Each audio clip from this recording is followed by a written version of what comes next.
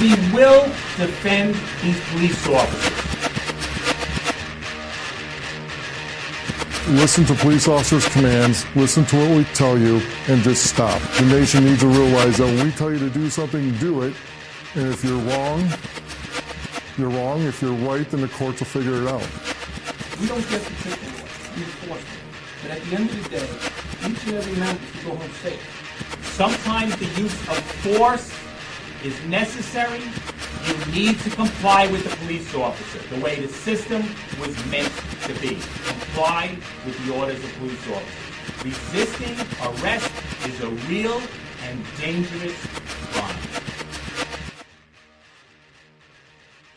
Nonpartisan Liberty for All. I am your host, Dave Bourne, and it is May 17th, 2017, and we are back on this Wednesday.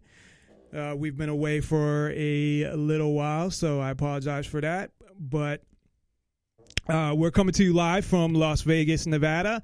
Thank you for tuning in to Nonpartisan Liberty for All on the Nonpartisan Liberty for All media and radio network, which now runs 24 hours a day, 7 days a week. So you can always listen to the live stream where you get prior shows 24 hours a day on Spreaker.com and NonPartisanLibertyForall.com. And to the archives, including the ones immediately following the show on Spreaker, YouTube, Twitter, Tumblr, SoundCloud, Stitcher, and iTunes. On Nonpartisan Liberty for All, we promote self-ownership and the ideas of freedom, true freedom and liberty, meaning being able to do whatever you want as long as you respect the freedom of others and don't directly interfere with their freedom. Exposing government for what it is, a mafia based on extortion that rules without consent, by threat of force and violence. And of course, we are always happy to hear from you. The phone number is 702-470-7664. That's 702-470-7664, or via Skype at Nonpartisan Liberty for All. And you can get all that information and more, including original articles / blogs and other things at our website, NonPartisanLibertyForall.com. You can also get all the links to all our social media, as well as all of the links to the archives. And as we do every, as we haven't done it in a while, but because we've been off air for most of the past few months. But what we were always doing was having our expert on geopolitics, politics and the economy, Ken Schortgen, join us, who usually joins us every other Wednesday, and he is back and here today. Thanks, Ken, as always, for joining us. And I can't hear Ken, which is weird because I could hear Ken. Oh, because I have the wrong fucking fader up. Sorry about that. Okay, can you hear me now? Yes. So we haven't talked to you for a while, not because of you, but because of me.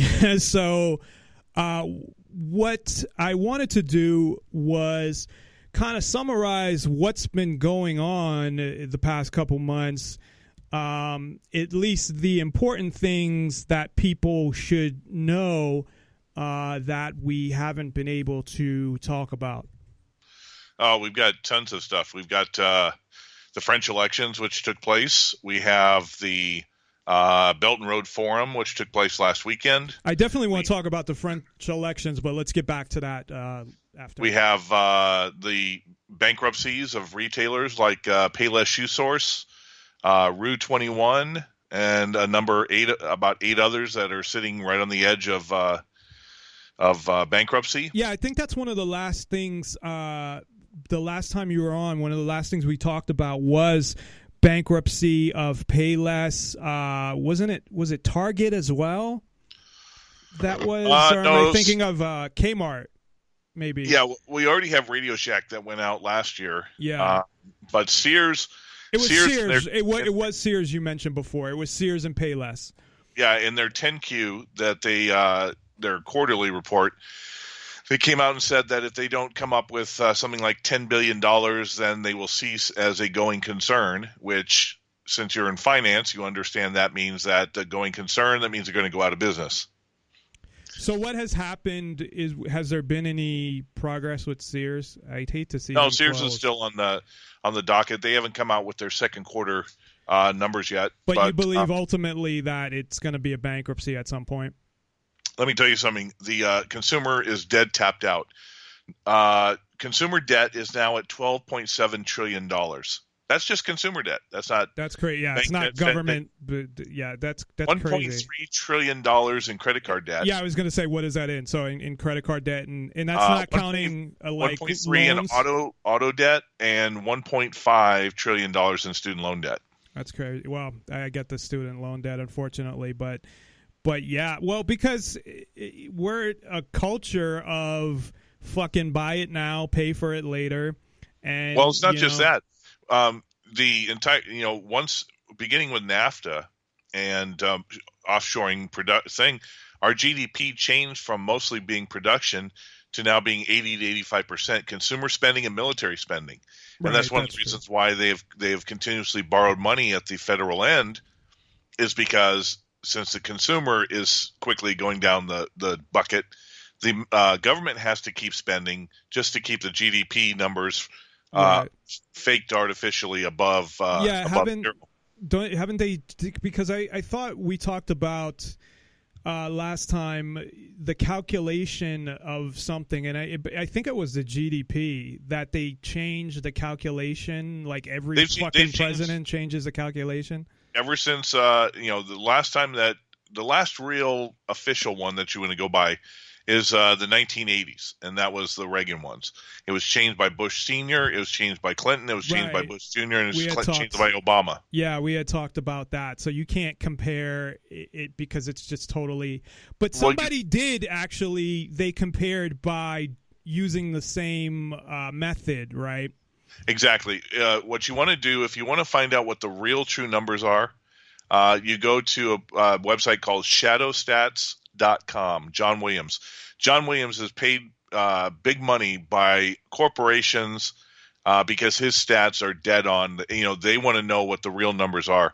And if you take a look at his GDP, which is what it was back in 1980, the model that was used then, we have been in recession, which means negative growth. Okay, we have been in recession every single quarter since 2000, except for one small single quarter blip in 2004 when the housing bubble really started to take off. Yeah, that's crazy. What was the GDP for the first quarter this year? How about 0.7%? Not even 1%. That's almost like, and when you take in consideration the Obama put in a double seasonal adjustment. Now, seasonal adjustments are considered this, okay? Like with the unemployment and all that, seasonal adjustments are that they assume that a certain number of small businesses were created that don't report W-2s, and so they just throw that number in arbitrarily. Well, the fact of the matter is that we have lost something like 700,000 small businesses since 2008. So why doesn't the model subtract small business losses instead of assuming always that they're small business gains? See, that's what they do to lie about the thing. Now, the government sort of has to, or they'd go bankrupt. They go broke. Because if they told the true inflation number, then it would kick in all the cost of living allowances for Social Security, Medicare, disability, et cetera, et cetera. And so, if you've got 8% in real inflation, how would you like to be paying 8% every single quarter to every Social Security recipient? Right, and I've heard that before from other, I think in documentaries and things like that, and from other economists, that about how it's tied to the Social Security and those type of things, and that they don't want to pay the real amount because, like you said, they'd be fucking broke. But it's their fault, because the only reason that they did that, the original Social Security, the original Medicare didn't have that.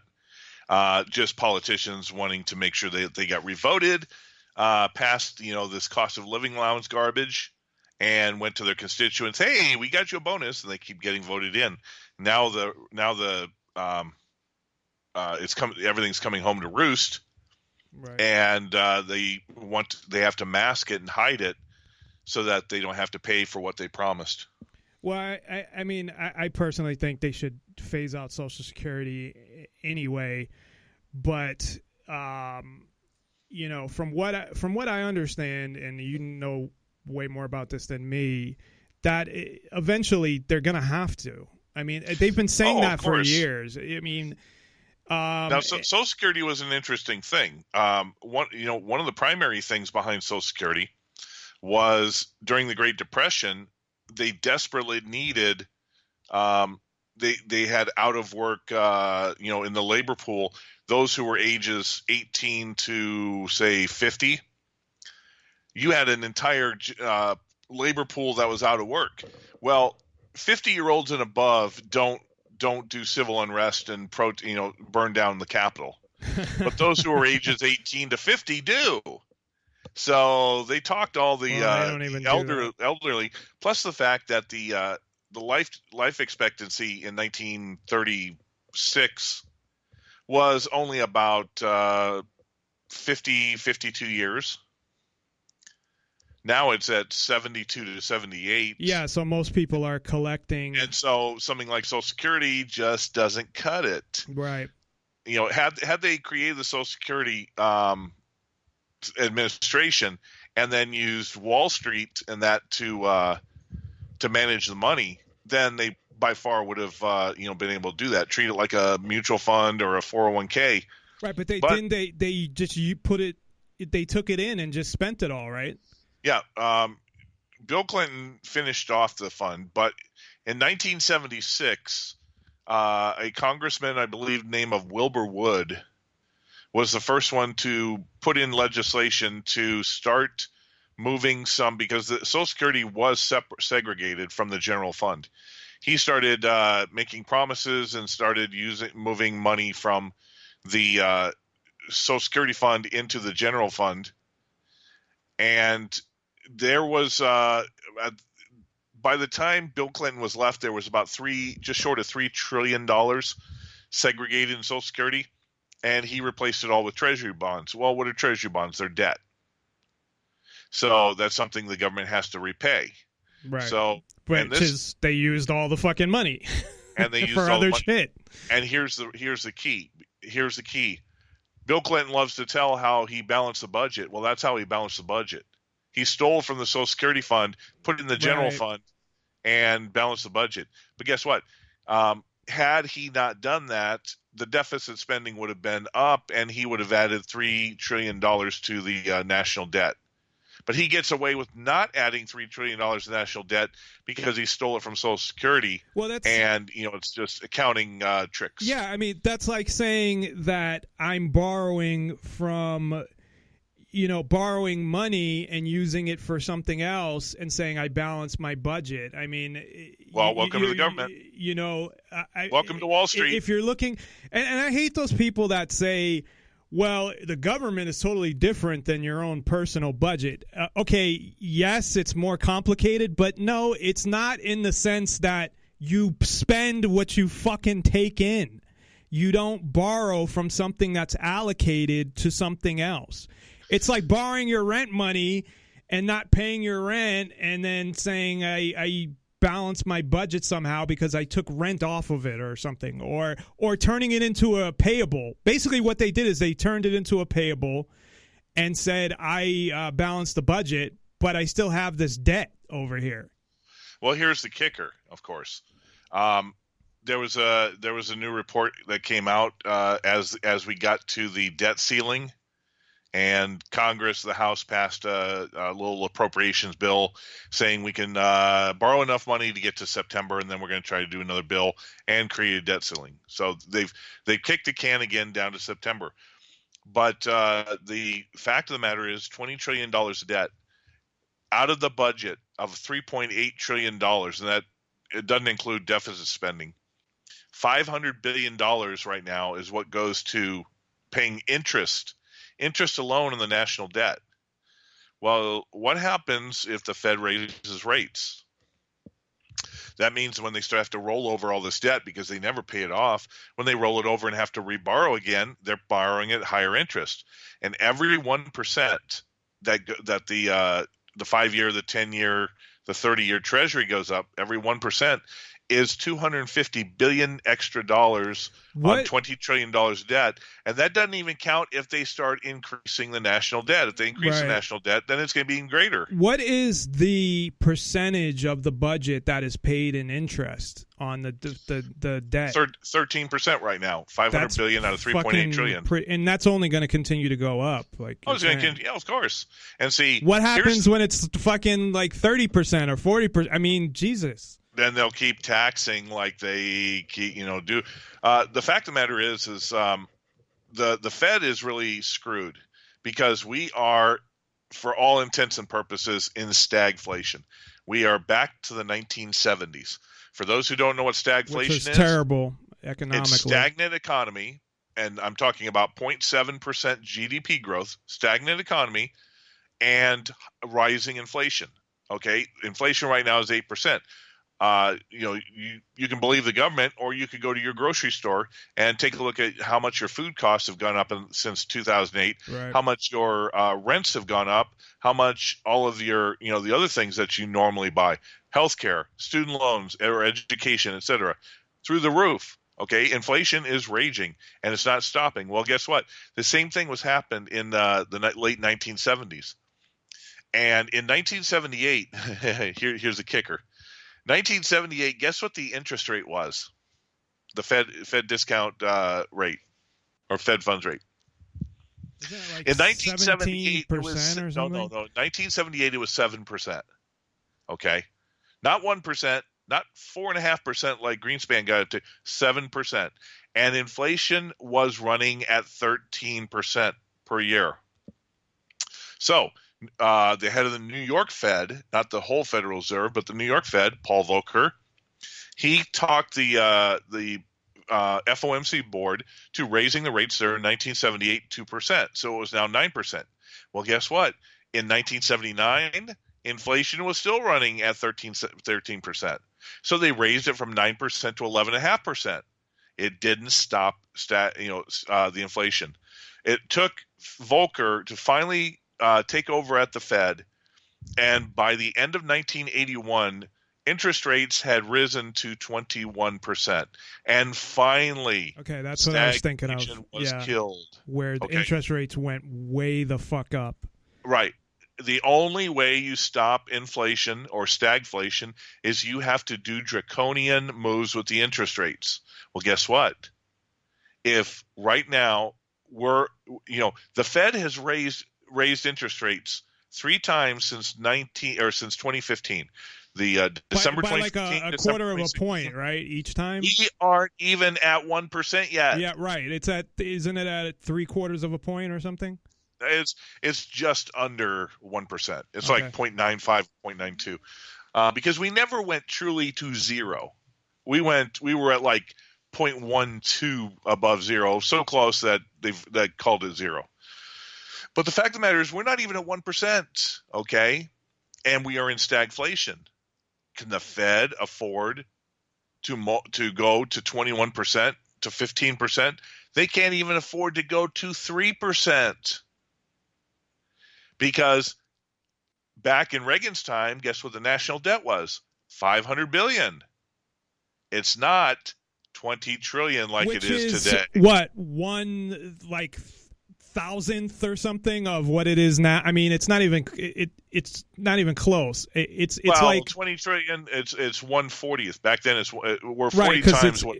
Yeah, it's 20 what, 22 trillion or something like that, or 20 trillion? We're at 19.998. They stopped it close enough.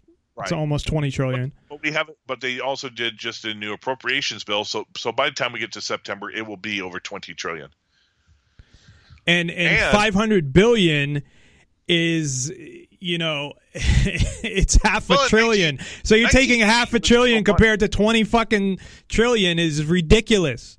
In 1980, it was real money. Okay, it was real money, and Reagan sort of had to borrow. He had to rebuild the military after Vietnam and the Carter years. Carter had just destroyed the military. He let so many people go. He didn't do a cost of living allowance, even though we were in stagflation during the 70s. So most of the veteran soldiers didn't stay in the military. And then we played this game about going to Afghanistan. So the military was completely depleted, and we were still in the midst of the Cold War. So Reagan did borrow some to try to rebuild the military, which was needed.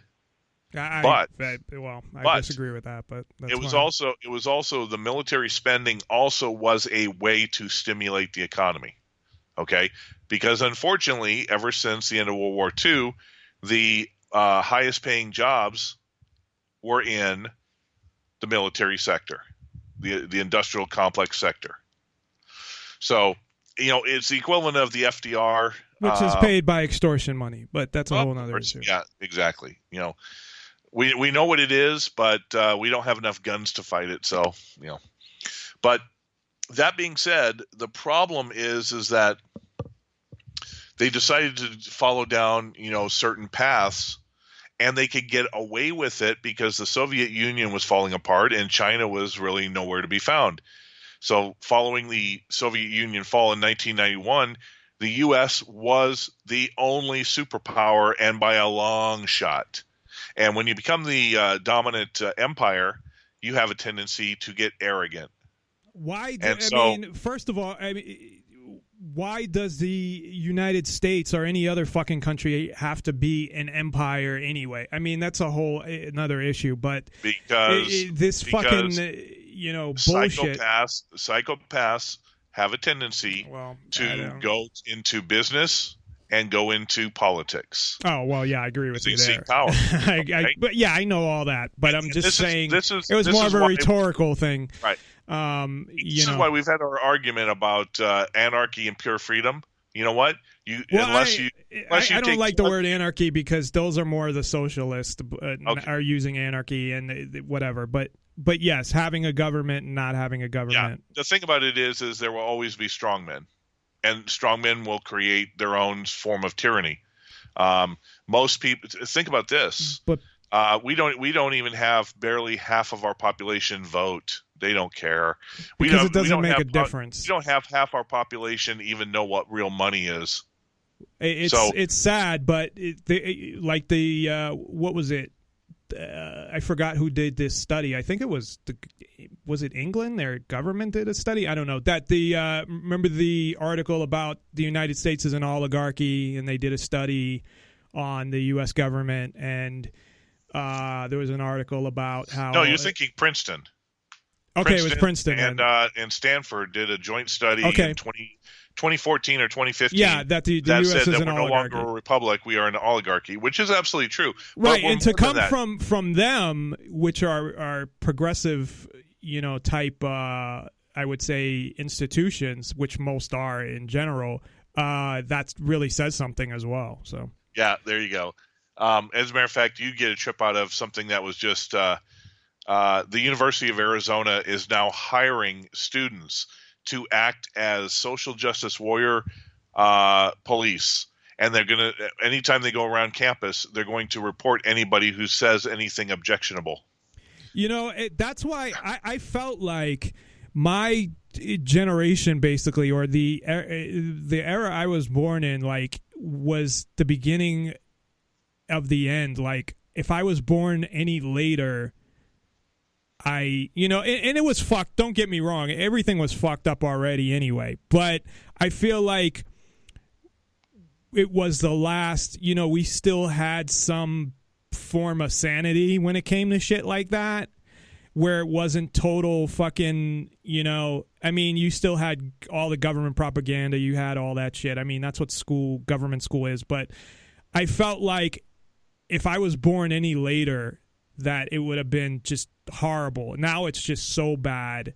And it's been moving that way, I think, since the government started, is my opinion. But anyway, yeah, I mean, now it's just fucking ridiculous.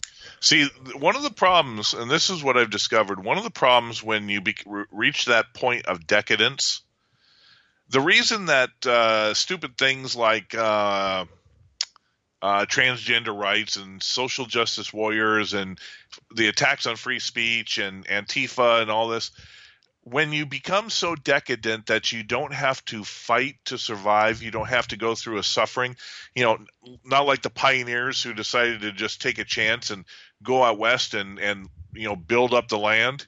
When you don't have a struggle, okay, for survival, then one. Exactly, that's exactly what it is. Well, they create struggles out of the government, nowhere. though. It's all government sponsored or elite sponsored. The 60s had nothing to do with the government. The Cloward Pivens, let's destroy the government through overrunning the welfare system. The Great Society was from the government, but the civil rights thing and the feminist movement and all this that spurned out of it spurned out of a generation of kids who grew up in their young years and up to 18 in the most prosperous time in the history of the world. The U.S. was the dominant empire. We had a monetary system based on gold and silver.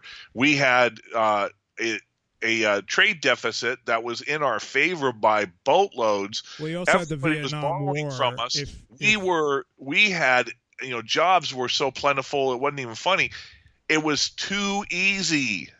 But the problem was the Vietnam War was a huge issue. Right, but before Vietnam, if you're talking before Vietnam, then yeah. But once Vietnam started, I mean, Vietnam was insane because you're drafting fucking people for this meaningless fucking bullshit, and that is something to protest about. I mean, you're forcing people to go to war over nothing. Well, sure. But Vietnam was just really the military-industrial complex needing something to fund their thing. Yeah. But I'm talking about... No, go ahead. Sorry. There was one important thing about society in the 50s. We see TV shows, Leave It to Beaver and Andy Griffith and all that. And a lot of it was. But when you got to the late 50s, what ended up happening was, who was our president at the time? Eisenhower. Our president was a general. And what is the number one stricture of a military? Discipline. I don't know if many of the people who are probably listening don't remember, but back in the day, you wore a form of uniform. Okay, those who were on Madison Avenue wore the blue power suits with the bow ties. Those who were in advertising wore like the gray flannel suit. Everybody who was in a specific industry wore the exact same thing. It was what everything was rigid. Seems collectivist. Religion was rigid. Everything was rigid. It was formulated. Remember the suburbs that came up after, you may have seen the documentaries. After World War II, here comes the baby boom generation, and all the soldiers coming back want to go to the suburbs. Every single house was built and looked exactly the same. It was like an assembly line. Well, what happened? Yeah, I don't look at that as a positive thing. Well, exactly. The thing is for the conservative, they like orderly, they like rigidity, but for the generation coming up in the 60s, they're borderline fascists. They rebelled from that. Well, no, fascism is misinterpreted. Well, fascism, the textbook definition I know is corporate and government. Right. But the way people talk about fascism is not really the textbook definition. Yeah, fascism is an economic term. It's not a right. Yeah. It's not a political science. Right. No, term. you're right. But people think of it like, Well, and how people what you can rule. say is it's Nazi, Nazi tactics. That's the best right. way to do it. Nazi tactics. But you know what? Nazi tactics were used in Italy by Mussolini. They were used by Hirohito in Japan. They were used by everybody. Right, and that's why people, fascism is associated a lot with Mussolini. Right. So I think that's why. Right. So with it's that rigidity, and you had all of these kids who, you also did have the powers that be who were starting to create the generation gap. There were a few movies that came out at that time: The Blackboard Jungle, Rebel Without a Cause, trying to, those movies. Blackboard Jungle is where they think the word teenager came from. That I never heard of. Of course, I heard of Rebel Without a Cause, but and I should know because I'm bachelor's is in film, but I've never heard of that. But I've heard of course, Rebel Without a Cause with James Dean. The term teenager came out right in that time when those movies came out, and it instead of youths and adults, now they were segregating that the teens had their own little thing. Yeah, there was that movie. I think it was Brando who was in it. It might have been The Wild Bunch or something. And they're like, "What are you rebelling against?" And he was like, "What do you got?" Yeah, that's just it. There was rebel for rebel because there was an internal thing. But see, what else changed? Okay, the Catholic Church came out with Vatican II, and it removed Latin from the Mass. See, everything was changing in the 60s because it was one of those decades of a frequency shift. And when you have a frequency shift, it doesn't necessarily mean that it's good. Right now, in the second decade of this century, we're having a frequency shift. That's why the populist movements are raging all across the world. It's not just Trump. It's Marine Le Pen. It's Beppe Grillo in Italy. It's Geert Wilders in the Netherlands. So since you just mentioned Marine Le Pen, so let's talk about France's election a little. Yeah. France. You think we'll get to obviously Donald Trump later on, but you think Donald Trump may have been picked by the elite? No. The French elections were so rigged, and so obviously rigged, and they didn't care. Here's what happened with the French elections: they have their first election, and you have to win at least 50%. Well, there were 4 candidates, and they split. So wait, just so I and everybody else understands what the French process is. So you have 4 candidates, or however many candidates, is that right? However many candidates. Okay, and you have to get. You have to at least get 50%, or there's a runoff between the top 2 vote getters. Okay, so they don't narrow it down to like 2 candidates like the U.S. does. They have the candidates, and then if you get at least 50%. Well, see, they have political parties, but the political party is not corporate. See, that's the thing in the United States. The Republican Party and the Democrat Party are corporations. Yeah. And so they did this. Back in 1824, we look at our elections today. We don't hold a candle to the 19th century in America. 1824, Andrew Jackson, the hero of Battle in New Orleans, kicked the British out to end the War of 1812. Right. He goes in. It might have been 1820, the election. He won in 1824, but 1820. I know he was what, the 7th president? 7th or 8th? Yeah, I believe. So anyway, there were 4 candidates. Guess what? They were all 4 from the same political party. There was only one political party. There was the Federalist Republicans, okay? There was Andrew Jackson, who threw his hat in the ring. There was John Quincy Adams, who the son of John Adams. There were 2 other guys. Who did become president at later. Well, here's the thing, 1820. Was he running for re-election? In the popular vote, guess who won? Andrew Jackson. But since he didn't have a plurality because there were 4 candidates under the same party, the vote went to the House of Representatives for them to choose. Did they choose the popular vote winner? No. So that's when John Quincy Adams won? Did they choose the Electoral College winner, which was Andrew Jackson? No.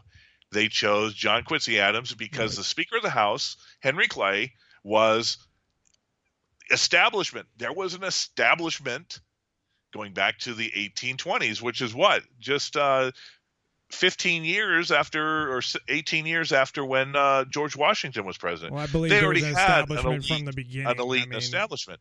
So Andrew Jackson, who had won the popular vote, won the electoral vote, but the House of Representatives put in John Quincy Adams. And John Quincy Adams had a horrible I'm not that familiar with his presidency, to be honest with you. And Andrew Jackson won by more than 50% the next time. So he was only in there for 4 years? No, he was for 2 terms, 24 and 28. Or he won in 24 and 28. But then Jackson won the next election after. And Jackson was known as the populist president because he was not part of the elite, Washington elite.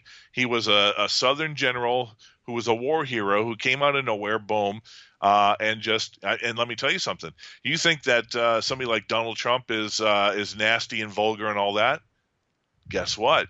Andrew Jackson is a spitting image.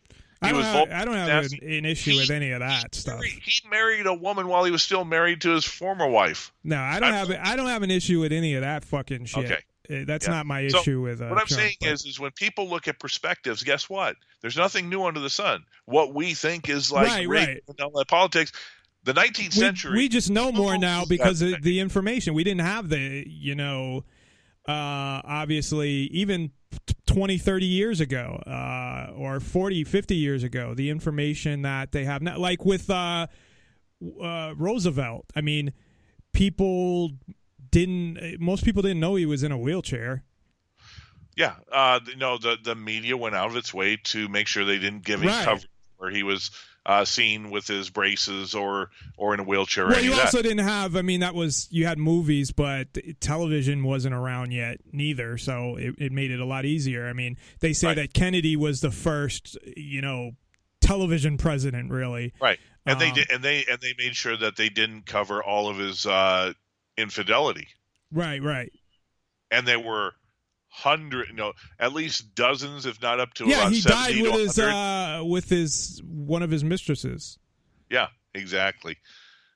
Well, no, he didn't die with one of his mistresses. He was shot with his wife in the car. Oh, well. Yeah. You may be thinking Robert Kennedy at the time, but not John F. Kennedy. I was talking about Roosevelt. I'm sorry. Yeah. Roosevelt. By the way, that mistress of his was a second cousin. Nice. Yeah. Down in Warm Springs, Georgia, when he had an aneurysm. But he died with. I'm correct on that, right? He died with his mistress. Yeah. Well, yeah. And there's rumor that said he was actually killed because they wanted the Zionist Harry Truman in there. Well, I think he did. Probably, if you look at presidents that did damage to but the FDR, US, here's the thing, is FDR was going to repeal a lot of the stuff that he put in there, and he even said he was going to do it. A lot of it was supposed to be... Well, then that would make sense why they killed him. If they did. Because once the Great Depression was over and the war was over, he was going to pull the military out of Germany, go back to isolationism and do this, and that's why they made sure that, they got him before. But that aside, let's go back to France. So there's 4 candidates. 2 of them are mainstream political parties, and that was Fillon and some other guy. Hollande's party, the Liberal Party. But Hollande didn't run. So then we have a guy who comes out of nowhere, Emmanuel Macron, and he's a significant one. And then near the end of the getting before the election, there was a sudden rise by the communist candidate, Mélenchon. Well, on the day of the first election, here's what the numbers came out to. Macron, 24%. Marine Le Pen, who was right-wing, versus Mélenchon's left-wing. Marine Le Pen got 22%. But that's right-wing for France, which is not like right-wing for the U.S. Correct. Which is a lot different. Yeah, exactly. If you want to think about it, fascists are right wing, communists are left wing. So anyway, you had you had Macron with 24%, Marine Le Pen with 22%, Fillon with 19%, and Mélenchon with 19%. So they were just within 5 points, all four candidates. So it was that nobody close. okay. So then they took the top two. Well, here's what happened. Okay. The thing about it is, since France is in the EU, and since if you're a French citizen, you can go work in another country, they shipped out ballots to everybody who was French who lived in other countries. Well, they sent out two ballots, not just one for them to fill out. And you were almost assured that they're all going to go to Macron, because Marine Le Pen wanted to end France's being in the EU and France's being in the Euro. Well, if you're a Frenchman working in Germany, and the only reason that you're able to work in Germany is because of the EU, right? They're going to vote for the person, Macron, who wants to keep the EU. How many people? What percentage of voters was that? 500,000 voters. What percentage of? Because France is kind of a small country population-wise compared to the U.S. It's very small. But to the U.S. So what percentage of voters was that? Well, that's a great question, because only something like 42% of the voters actually went out. Most of the voters didn't even go out. Why? Because once Fillon Mélenchon lost, Mélenchon told his supporters not to vote for anybody. You know, the communists, if the communists don't win, don't vote for anybody. So those voters didn't vote. And then the other 19% Fillon, he said, let's go Macron. Because Fillon was like the Sarkozy, the Republican, the conservative, the neocon party. So you got that. Well, who is Macron? Macron had never been in politics in his life.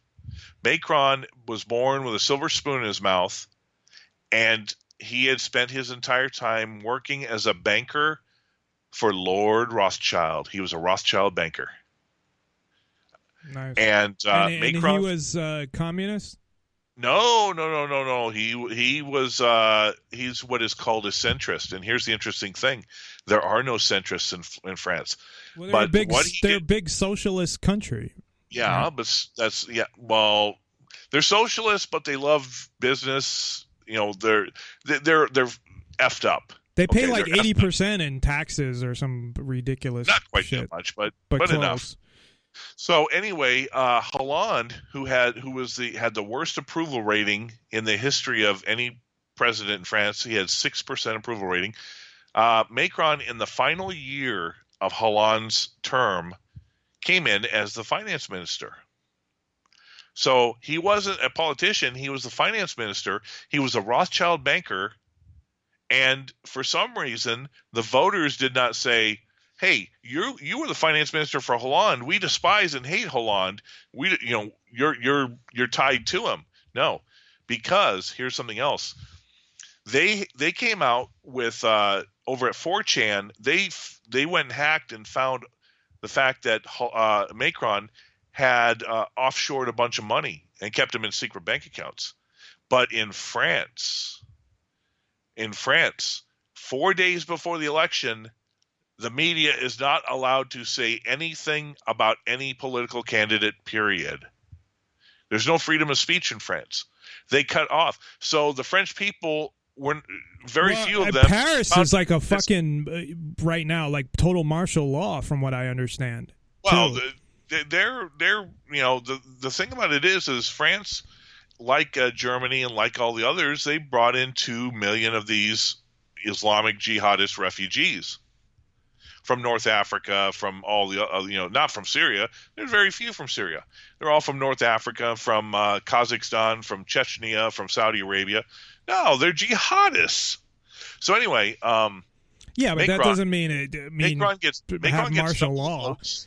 Macron gets double the votes, and there was only 42% of the voters that actually went out and voted, and so he won 65 to 35. Well, Macron's a centrist. Well, since France has no centrist party, Macron is going to get nothing done because Parliament isn't. He has no power base. He has no political party. He has no power base. So he doesn't even have a party in Parliament. So this is the thing. But here's an interesting thing. I wrote an article over at Rogue Money. It should be still up there on their front page. But Macron actually, Marine Le Pen said a really, really great political line during the final debate. She said to the French people, "You will be ruled by a woman, either me or by Angela Merkel, because Macron is a tool of Rothschild. He's also a tool of Brussels, the bureaucracy that runs the EU, and Germany really runs the EU. So he was just going to be a tool of Angela Merkel over there in Germany." Right. But all of a sudden, after he was elected, he came out with his agenda. And Germany is now quaking in its boots because what Macron wants to do is turn the EU into a massive superstate. He wants to get rid of sovereignty altogether. He wants the EU to have a single finance minister that runs all the finances for every country in the EU. He is a globalist. Yeah, I was just going to say that. That's like the start of global government. This is the big thing. And here, you know what? I remember that famous line, "You get the government you deserve." And if the French people were so stupid not to do the research and find out about this guy, then you know what? If you want to put him in, if you want to get your rigged elections, if you didn't want to protest and burn down Versailles or wherever the Parliament's at, if you didn't want to burn that down because you knew it was a rigged election, then you get what you get. Yeah, I never got the whole. This is kind of off topic, but it's related. I don't get the whole let's burn down our city. Why? I get the why not? If you're gonna do something, burn down government. Why are you gonna burn down people's fucking businesses? That's more of an American thing. Yeah. Well, when I said Versailles used to represent where the king, right.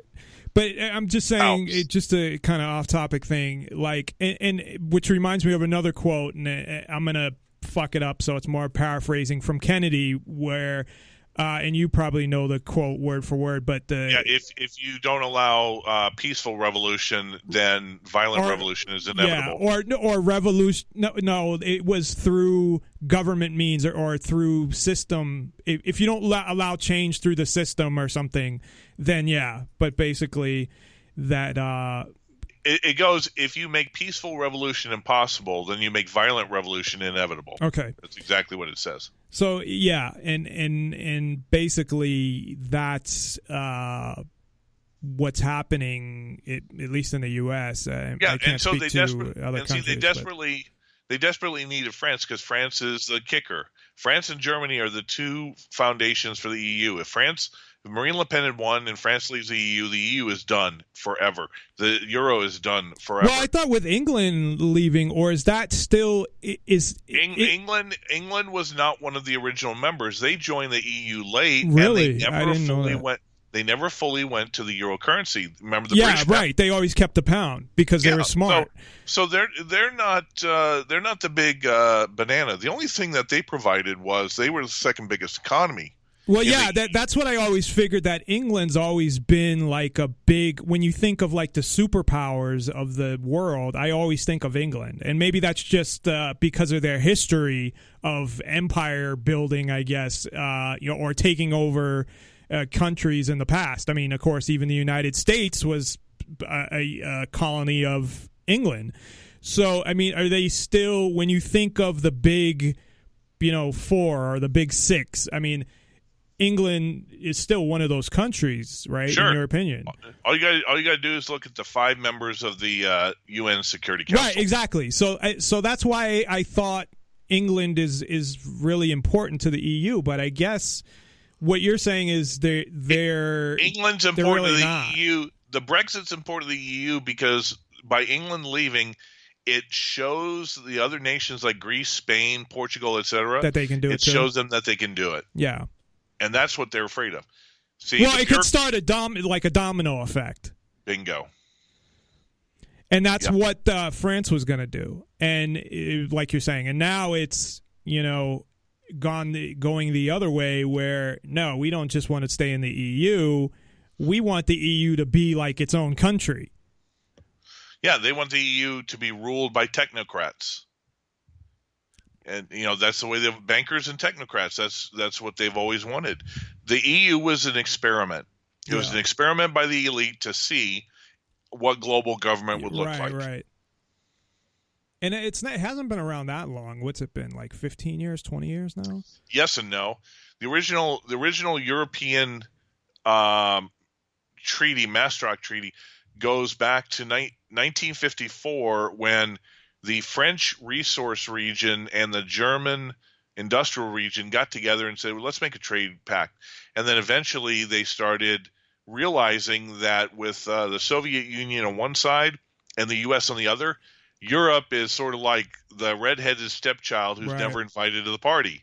So that's when they decided, what, we need to become a unified Europe so we can economically and politically stand up against these superpowers. I mean, some of the stuff I can see how people they sold it to the people, because you think of Europe, you can fit Europe in the United States, and think about travel in the United States. If every state we went to, we had totally different laws and different fucking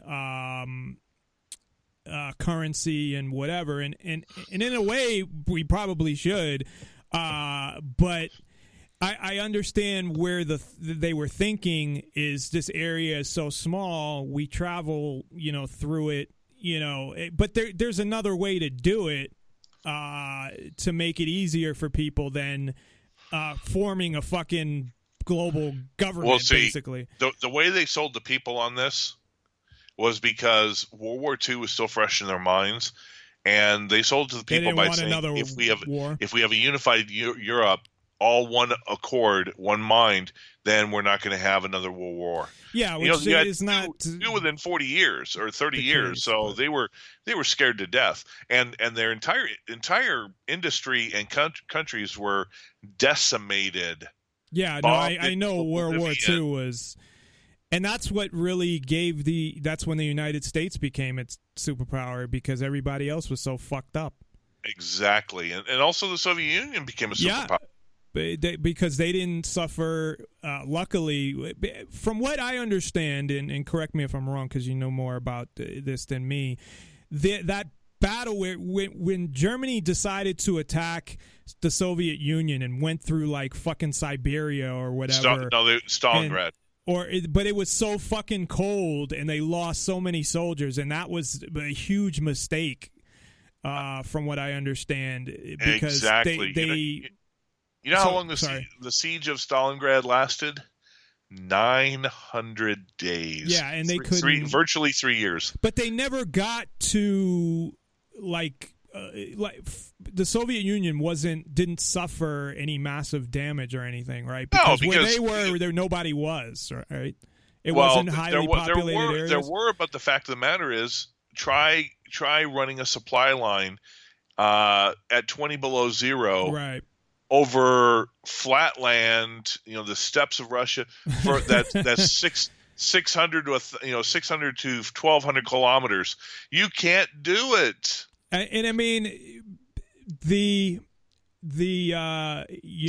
conspiracies aside, and the things that are known that have come out later aside, I mean, a lot of historians would say that was part of Hitler's downfall, was he decided to attack the Soviet Union. If he didn't do that, things might have turned out differently. But I don't know that I necessarily agree with that, but the reason he did was actually for religious reasons. Throughout history, the Germans were known Russia? The Germans were known as the Teutons, and the Russians, of course, were the Slavics. And we're going back to the Middle Ages, even before that. The Teutons and the Slavics hated each other. Well, there was ironically, before the revolution, the Tsar of Russia, Nicholas, and Kaiser Wilhelm during World War I, they were cousins. Their mother was Queen Victoria. So they had ties to England, whatever, but it didn't matter. Now, with that being said, Hitler was an occultist. Okay, he was big into the occult mysteries, the religion, and all that. I've heard some of that. I haven't researched it in detail or anything, but I've casually heard some of that he was into like the occult and stuff like that. Yeah, and communism, they despise communism like the plague. Yeah, having Jews in Russia that they couldn't get to was part of it, but it really wasn't the end all be all. The Jews were simply the scapegoat that they used initially, and then the hatred just grew from there. So there's a lot of things that really were behind the scenes. That's why I would say politics is a murky business, and 9 times out of 10, what you think something is going on the surface is really just kabuki theater. Right, I know. Asking what's really going behind, like what's going on with Trump now.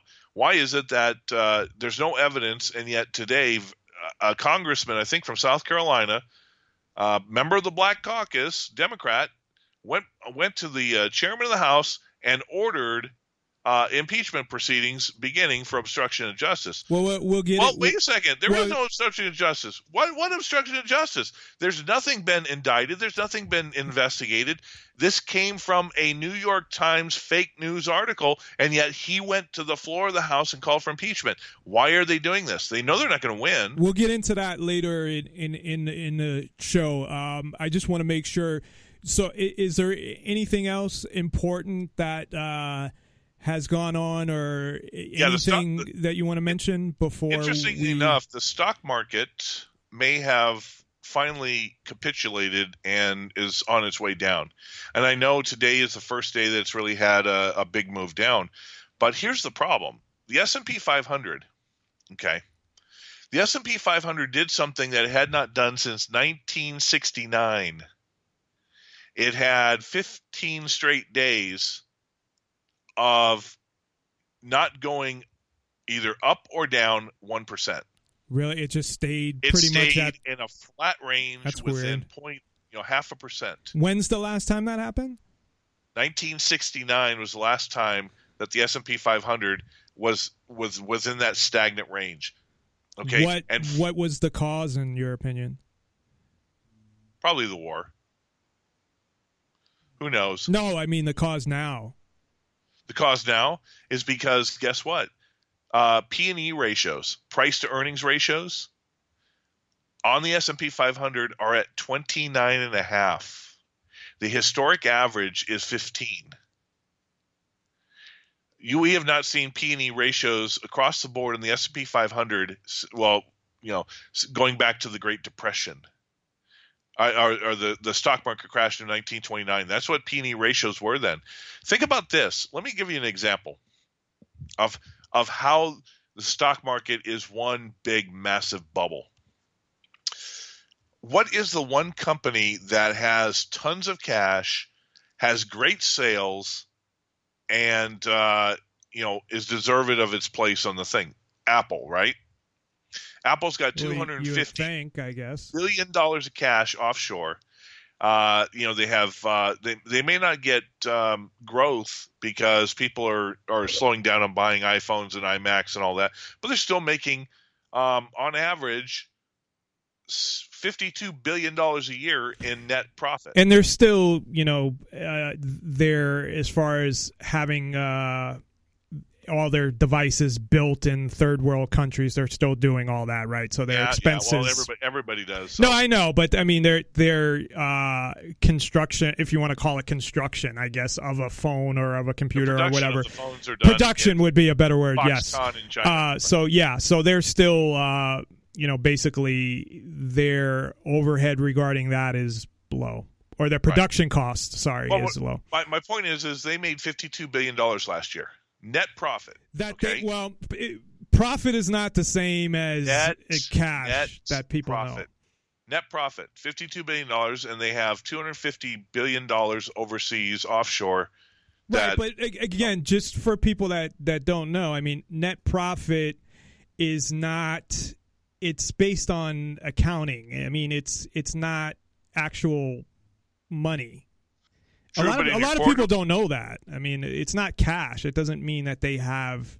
No, you know, but that's counting all your expenditures. Right. It's you take your to simplify it. It's your income minus your expenses, but there's a lot of accounting rules that are suspect in general. I know they use GAAP, yes, but that's constantly changes. But with Apple, we're talking limited. Okay. Most of Apple's net income is cash, pure and simple. Well, so that's a good way to look at a company, I think, too, is to look at like their statement of cash flow or whatever. Right. If we were talking ExxonMobil with current low oil prices, if we're talking the banks, no, their net income is smoke and mirrors. Okay. But Apple, that's why I'm using Apple. Okay. So they're like a company that's very liquid, basically. Right. That they okay. $52 billion net income, not revenues, net income. Right. Expenses minus. Yeah, right. I understand. Revenues, just sales. Net income, I know, is your expenses minus your, revenue,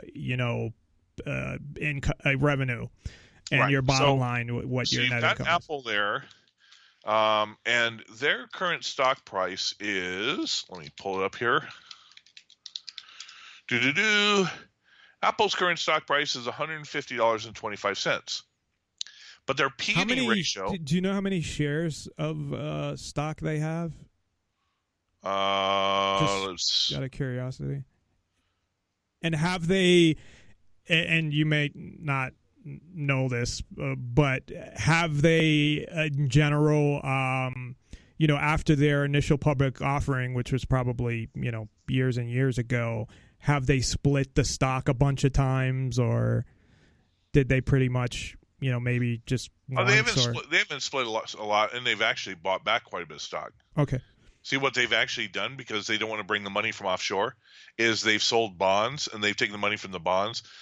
So their market cap is $782.22 billion. So 782 divided by 722 220 702 divided by a share price of 150.25.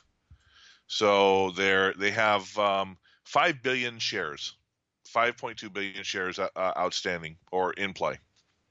That's just total shares, and they own some of those. That's just are you talking about just outstanding shares that, or like just total total shares that are in play.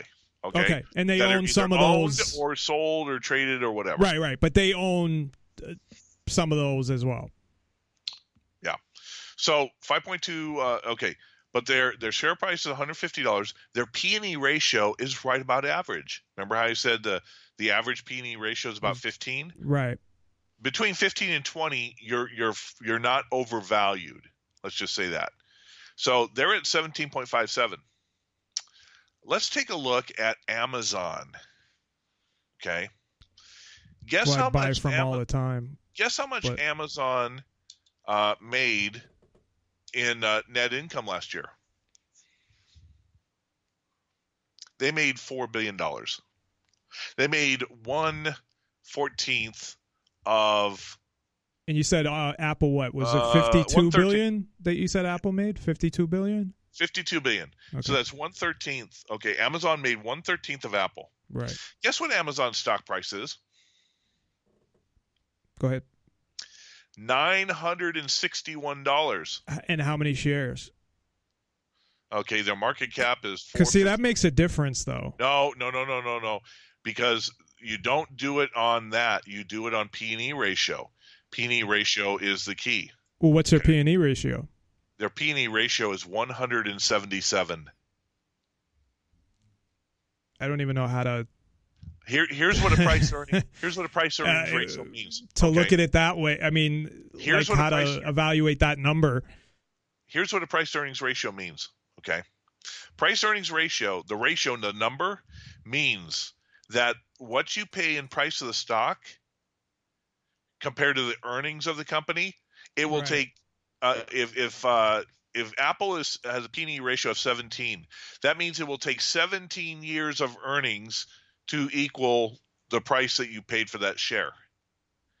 That means if you bought an Amazon stock at $9.44 and they're only making $4 billion, okay, that means that it would take 177 years of the same amount of earnings for the value of your share price, your stock that you bought. Okay, I see why it doesn't. You can look at it that way and not. Yeah, and then the amount of stock you have doesn't matter when you look at it that way. I understand.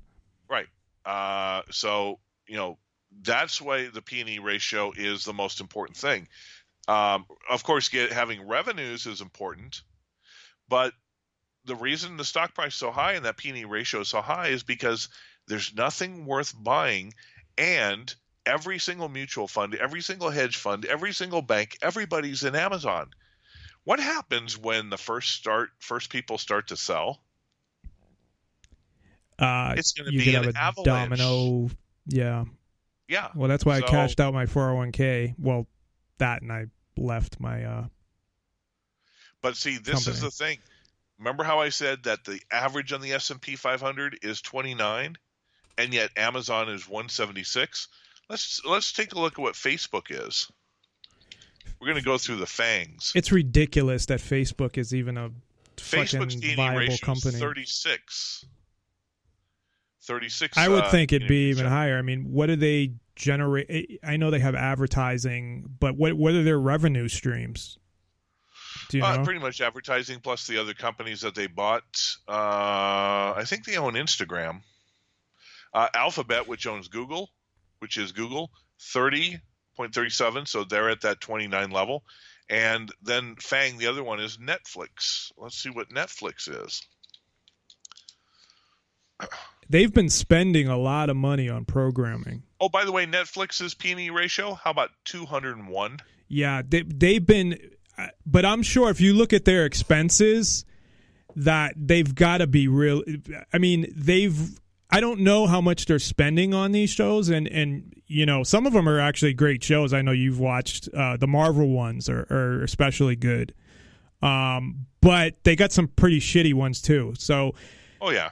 I know they are spending a lot because you see some of these shows. I mean, there was one with Drew Barrymore in it. They've been doing movies, Adam Sandler movies. Where she's a zombie. A bunch of cannibals. Yeah. And they love just her. But they're doing Adam Sandler movies. I mean, he's got to be, paid a bunch of money. I think he's done 2 movies for them already. So they're doing movies. My point being is, and I know what you're talking about that, and the message and some of the stuff. But my point is that they've got to be paying these stars a lot of money to make some of these movies. So their expenses must be through the roof now. Probably. I'm sure if you looked at their, financial statement, that's, and I don't know if their strategy revenue wise, they're the 9th largest internet company out there. The 9th largest revenue wise on the internet. Well, what other revenue streams do they have? So I know they have the monthly subscription. They don't really have advertising, I don't believe, because they don't have commercials. I mean, they advertise their own stuff, but you would be surprised how they don't pay A-listers. I mean, Adam Sandler's an A-lister, man. No, he's not anymore. Oh my God, no. Sandler hasn't had a movie that's earned back its money in forever. As he hasn't had a good movie in a long time, but he has had some couple of flops. But he's had most. He's still. I know he's still living off of the. And when I say living, I mean people still hope for like another Happy Gilmore or Billy Madison, which it was 20 fucking years ago. But he's still, to me, he's still considered an A-list star. I mean, no, he's not. He's a multimillionaire. Well, that doesn't make it an A-list. Where he has his own. That's like saying. Yeah, but his movies, he does studio movies still, even though not A-list. Even though they suck. I mean, he's doing movies that are for major studios. He's still starring in movies for major studios. Now, you may have a point. Maybe the reason he's doing Netflix movies is because of that. But Kevin James did a Netflix movie. There are some other people who I can't think of right now that have done Netflix movies. Yeah, you know who's doing Netflix movies? Think about this. Blake Lively. Okay. Well, she's not a mate. She's her claim to fame is she's Ryan Reynolds' wife. But no, there's bigger stars doing Netflix movies. I just can't think of them. Right. Well, think about this. They don't get paid big bucks to do indie movies. True. Okay, Netflix, what Netflix does is Netflix provides them something that the studios do not. One, most of the things is think about this. You've got, instead of a movie, they create 13 episodes. Okay. Well, I'm talking about the movies that they're doing too. They're not just doing series; they're doing movies. Yeah. Well, you're not going to see very often. You're not going to see the Robert Downey Jr.'s or the Dwayne Johnsons or any of those. Those are the A-listers today. And you know what the thing about the A-listers is, they fluctuate. No, they do. But at one time, you would not consider anymore Tom Hanks an A-list movie.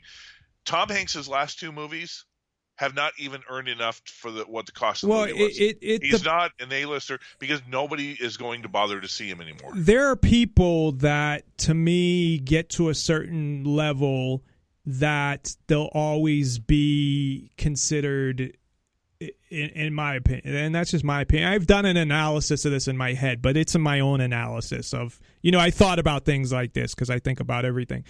So, yeah, I mean, and Drew Barrymore, is she a big star still where she was at, like when she did Charlie's Angels? No, but there are pretty big actors that are doing some of the Netflix series, but the movies that they have on there.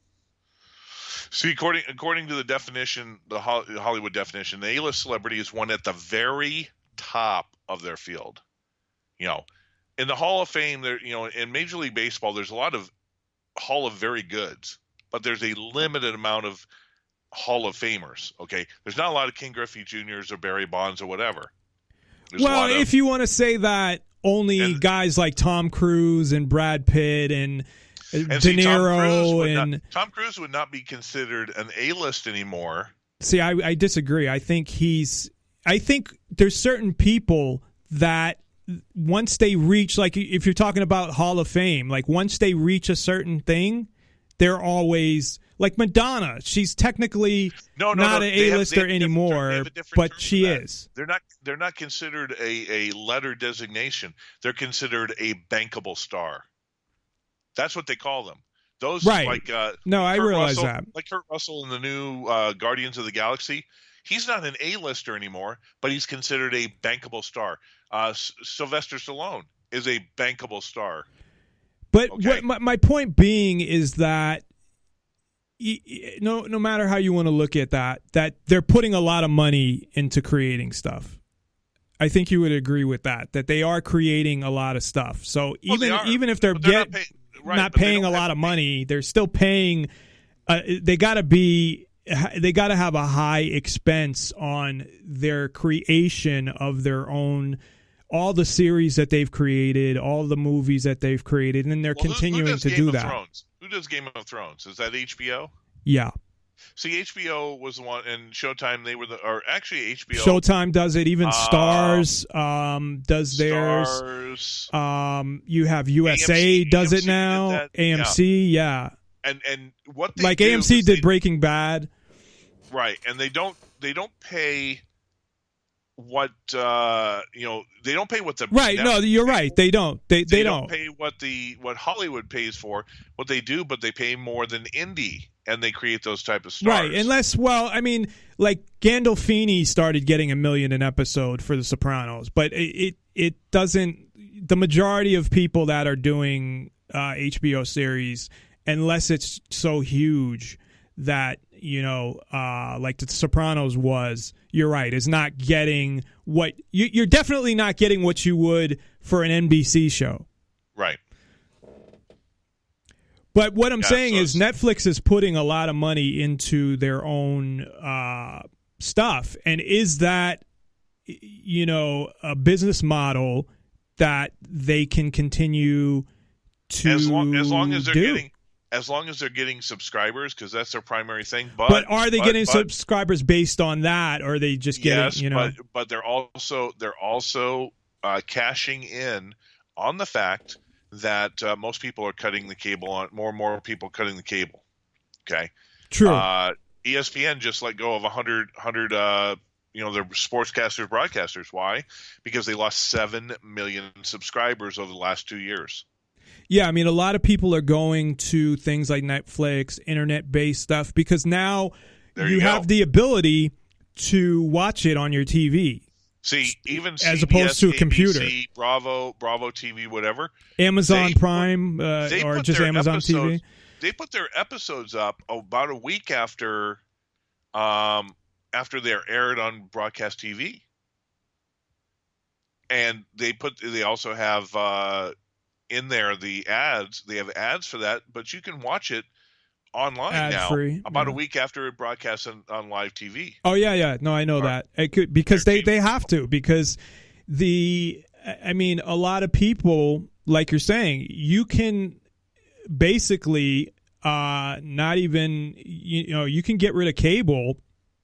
And there's so many services out there that are internet-based, like Amazon TV. They have their own original series as well. They actually had a really good one that was it was What If Japan and Germany won World War II, and it was a good series. Think about you should this watch too. It. Okay, Netflix does the Marvel Defender series.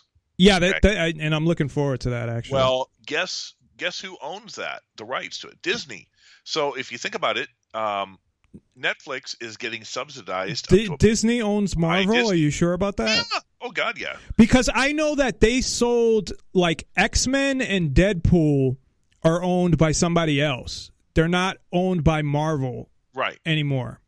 Right. So all of Marvel is owned by Disney? Sony owns Spider-Man, but guess what? Now Spider-Man was not only in Avengers Civil War or Captain America Civil War, he's going to have his I think own they bought movie it back. They did. They got it back. Because they sold a lot of stuff Spider-Man and bought it back. Is coming out in July. Yeah, and that's why you won't see X-Men in like a Captain America movie or something like that. Correct. And because they don't have the rights to it yet. Not only that, even though Marvel does own the overall rights, they don't own the movie rights. Right. And of course, they own the comic book rights. What really bites them is the big one. What was the first real superhero team that was created by Marvel? I don't know. By the Fantastic Four. Oh yeah, they don't own them neither. You're right. They don't own the movie rights to them. They're trying to buy them back.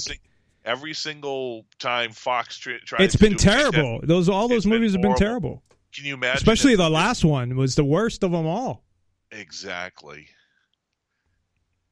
So maybe hopefully they'll sell them the rights, because they can't put those characters in the fucking, Marvel movies. By the way, on a side note, my favorite all-time fantasy book series the rights have finally been picked up by Sony, and they're going to do a Game of Thrones type television series of it. What is that? The Wheel of Time, Robert Jordan. Right, I never heard of it, but yeah, Wheel of Time, every single time that book comes out, it's New York Times bestseller, period. And it's 14 books, and they're huge. Okay, well, let's take unless you have anything real quick that you want to mention that has happened over the past couple months that you think is important? Well, we have the Silk Road. We can talk about that when we get back. Well, yeah, we'll talk about the recent stuff when we get back. But massive into cryptocurrencies, and then ransomware. The new Pirates of the Caribbean movie is being held for ransom. Yeah, but that's a recent thing. We'll talk about the like the recent stuff when we come back. But anything like older that we just haven't talked about because you haven't been on that you want to mention real quick, or nothing really. Okay, there's 1,000 things, but things are going so fast we don't have enough time in the show. Okay, well, we'll take a break, and when we come back, we'll talk about what's going on in the past couple weeks, what has been going on, and we'll talk a little about the Trump-Russia thing and a lot of stuff going on I saw on your website, and go check out Ken's website, The Daily Economist, with just currency in general. A lot of currency stuff going on. So we'll talk about that and whatever else Ken has to bring up. So we will be back after this. Definitely, again, check out Ken on his website, thedailyeconomist.com. Check him out on YouTube.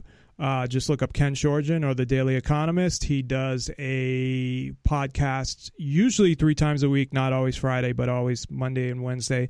And you can get that on YouTube. So, and definitely check us out at NonPartisanLibertyForall.com. So we will be right back after this.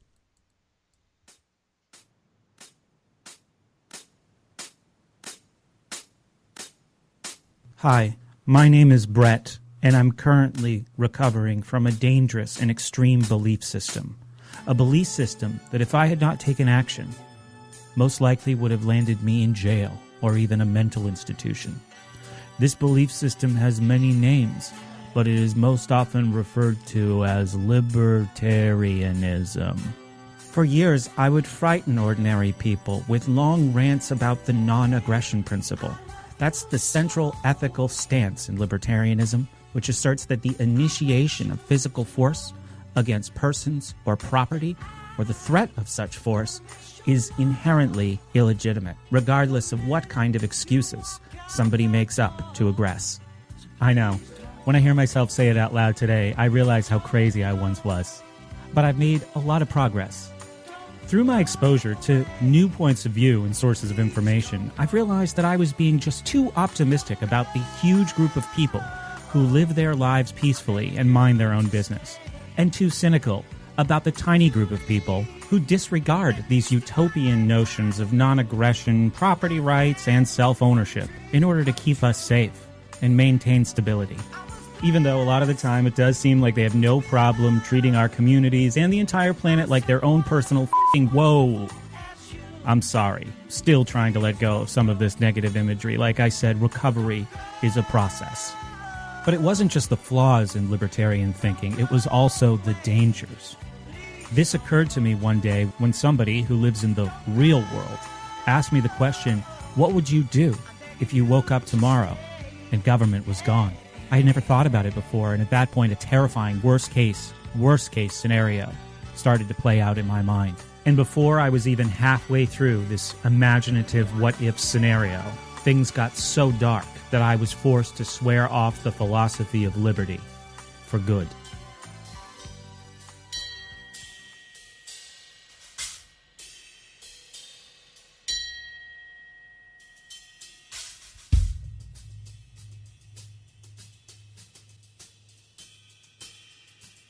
Because of the difficult economic situation, we would have to assume that there would be a significant spike in property crime, theft, and looting. Now, libertarians might try to argue that property owners would demand protection services and somebody would quickly rise up to meet that demand. But I think things would be a little too chaotic for that. Now, imagine this: a sudden and enormous increase in violence. The first kind of violence would be property owners trying to defend what is theirs, which libertarians would argue, rightfully so, that they have a right to do. But friends, this is a worst-case scenario. So, there would also be a rise in violent crime in furtherance of theft, and things would quickly spin even more out of control. Now, libertarians might again argue at this point that whatever violence or theft is taking place would be far less than what the state was carrying out the very day before. But don't worry, my fellow non-libertarians, I'm about to make this scenario much, much worse in my imagination. Even if most people turned out to be peaceful and capable of rational thought and recognize that violence is totally impractical, there's always going to be bad people. And they would have decided, for whatever reason, that they were going to continue going around and enacting random violence on whoever they want to get whatever they need. Now, at this point, again, the libertarian would chime in and say those kinds of thugs would be drastically outnumbered by peaceful and cooperative people. But in the worst-case scenario, these violent actors wouldn't stop just because they were outnumbered. They would band together. They would carry out their violence in predation against the people in groups to increase their chances of success. And what we would have over time, maybe it would take a few weeks, maybe it would take a few months, maybe even a few years, groups of these violent marauders going around finding communities filled with peaceful and productive people getting along and living their lives, and they would go in and kill them all and take their stuff. And I can already hear the libertarians saying that is so stupid. If these violent marauders killed all the productive people, they would die off themselves. Since they don't know how to do anything besides violence, they would eventually starve or run out of resources. And that would be the end of it. But I'm one step ahead of you. See, over time, we have to assume that the marauders, the thugs, would get smarter. And after several bands of these thugs had died from starvation or lack of resources because they killed all the people who knew how to do and get all the stuff, they would realize that when they raid a village, they have to leave some productive people alive so they can come back later and take the new stuff that they made. And over time, they would actually develop even more subtle and efficient methods of exploiting their victims. Instead of roaming around or periodically going back to a village and killing more people and taking more stuff, sooner or later, they would just move in and live amongst the productive people. See, in the worst case scenario, they would be really diabolical. Instead of all this back and forth, surprise, here we are again, within a few years, people would just be used to them. And they would also get used to the fact that when they want to, these thugs are going to take their stuff. Maybe rough them up a little bit. It's getting pretty bad, isn't it, libertarians? Well, guess what? It gets worse. From the darkest corners of my fear-filled imagination comes this idea. What if these thugs, these predators, were so clever that eventually they realized that their little system could continue unabated if they just bribed the people? You see, after the thugs took everything they wanted for themselves and gave whatever they wanted to their friends, what if they just took whatever was left and offered it as kind of like a kickback to the productive people in the community? We are your masters. But if you tolerate that, maybe once in a while we'll throw up a new building here or a new bridge over there, some pavement down over there. So why don't we just continue along with this little arrangement, because, as you already know, we are really awesome at violence. And if you don't agree, we can still just kill you. Remember, like how we used to do. I know this all sounds sick, but these kinds of people are out there, libertarians. You're going to have to face that. You know what else? If they were really clever, they would scare the people into compliance. Not with their own violence all the time, but they could actually threaten the people with the violence of other gangs. They could say, hey, yeah, we might be violent, but guess what? We're not the most violent gang out there. A couple towns away, there's an even more violent gang. And if we weren't here, they would come here and kill all of you. We're actually protecting you from them. So, you're welcome. And once you bring the emotion of fear into it, it's over. People wouldn't be able to reason anymore. And this gang would now be there for good. Now, at this point, again, the libertarian chimes in and says, people are smarter than that. And sooner or later, somebody would stand up, if not many people, somebody would stand up and say, this is insulting. This is bribery. I don't want to live like this. I don't want to be robbed in exchange for little petty favors that could probably just as easily, if we put some thought into it, be done by the community. And I don't want to accept all of this robbery and threats just because of some scare story about some other violent gang that could come here. There's a violent gang already here. And the people would agree, and there would be an uprising, and that would be the end of it, says the libertarian. But I got some bad news. These groups of predators, the existence of which has apparently never even occurred to the people who want to live in some kind of libertarian utopia, they've got one more trick up their sleeve in the worst case scenario, and this one is a doozy.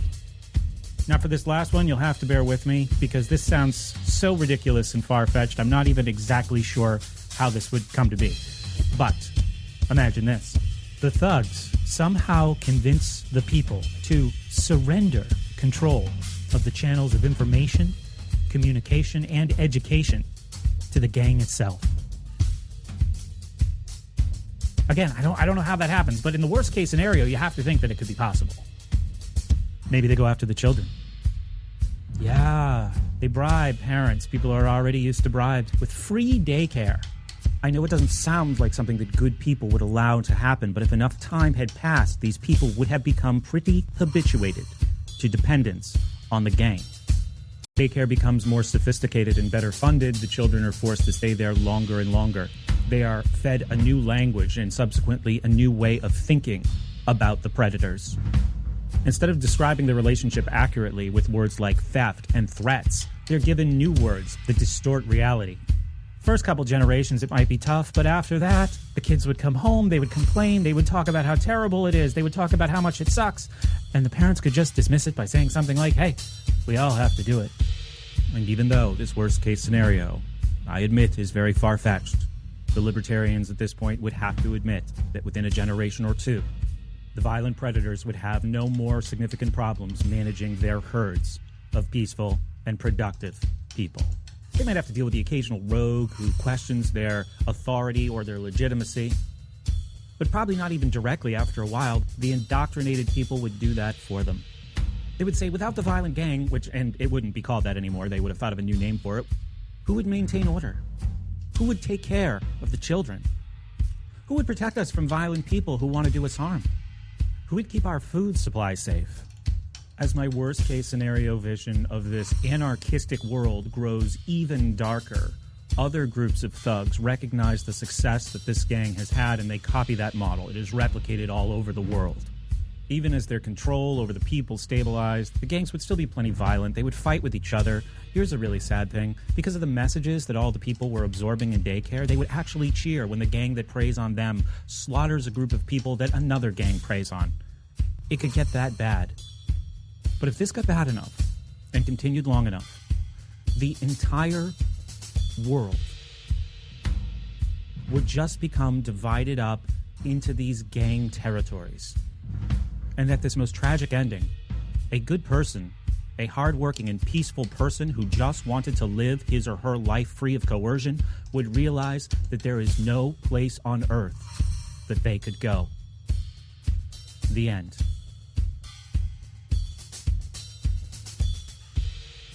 Wait a minute. Nonpartisan Liberty for All. Call in at 702-470-7664 or Skype in. Username Nonpartisan Liberty for All. Nonpartisan Liberty for All, and we are back here with the Daily Economist, Ken Schortgen. Again, you can check him out at thedailyeconomist.com and also on his YouTube channel, Ken Schortgen, or you can search for The Daily Economist on YouTube and check out his podcast. So, Ken, before we went to break, we had talked about some stuff that's been going on in the past month and a half or so since we haven't had you on in a while. And so I wanted to talk about what's been going on recently, and you had mentioned earlier the people, and I've heard this as well, I read an article, that the impeachment cries, I guess, are now coming for Trump. Not that they haven't before. I know protesters were talking impeachment before, like, he even did anything. And not that I'm a fan of Trump. I'm not that I'm a fan of any politician or ruler, but to look at it objectively, it's it's kind of ridiculous to talk about impeaching somebody initially for no reason and now for a reason that I think is kind of bullshit. Yeah, exactly. What's going on right now is absolutely a power play. Okay. The establishment has been around, since the time of the JFK assassination, if not a little bit before. And it is so embedded that you really, contrary to what Trump wanted to do, drain the swamp, you can't drain the swamp. He was forced to capitulate to a number of things. One, getting in a ton of Goldman Sachs individuals. Two, getting in all these military generals. Three, getting in Mike Pence, who is a neocon conservative, who gets along with Paul Ryan and the rest of Congress really well. So the problem is that everything that they've tried to do to hamstring Trump from passing some of his measures to drain the swamp, they've tried to obfuscate it with all these things about James Comey and this. Well, here's something else that's coming up. Okay, you notice this move over the past 2 days for separate events regarding impeachment happened when all of a sudden the information about Seth Rich and his murder came out. They're trying to get this off the front page of the newspapers because the Seth Rich murder is anybody with half a brain knows that when he was the leaker to WikiLeaks, he was murdered by somebody in the DNC, the Clinton campaign or the DNC. And this could bring down that was the guy that was party. murdered. Sorry to interrupt, but that was the guy that was murdered it was like a year ago now or something. That right after there was the leaks on Podesta emails and Hillary Clinton, and that was the guy that was murdered like right after that, right? Exactly. Okay. And he was the one who provided the WikiLeaks stuff. And and once it gets out, well, guess what? There's some inferences in some of the John Podesta emails that we need to make an example of whoever did these leaks. So, the fact of the matter is he was shot in the back, and he had over $2,000 worth of stuff, including his wallet. And nothing was taken. Yeah, I mean, it's pretty obvious that the guy was killed because of that. I mean, it's just it's ridiculous how all these murders go on. Whether it's Michael Hastings or the guy, I can't think of his name right now, Gary Webb, who did the stories on the CIA and cocaine, and he was supposedly shot in the head twice, but he killed himself. Or the suicide you had mentioned earlier off air during the Clinton administration that they claimed was a suicide. Mm-hmm. It's like a lot of these things are just fucking.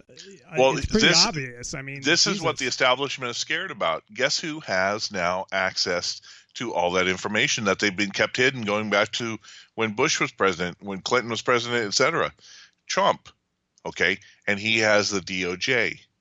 So he could suddenly bring out all these skeletons on every, the Pizzagate and the pedophilia thing, they've already arrested 3,000 people.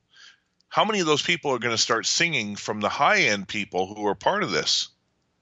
And it's estimated that upwards of 1/3 to 2/3 of Congress, a third of the media is tied to it, and tons of judges. Well, supposedly, one of the reasons for this is these guys are installed on purpose, so they're able to control and blackmail them. Like, who was the speaker? Was he the Speaker of the House? Hastert. Yeah. I mean, this was a guy who was a gym teacher. Exactly. And ended up becoming third in line for the presidency. right? Because it goes after vice president, speaker of the House. And the guy was a fucking pedophile, and he was paying.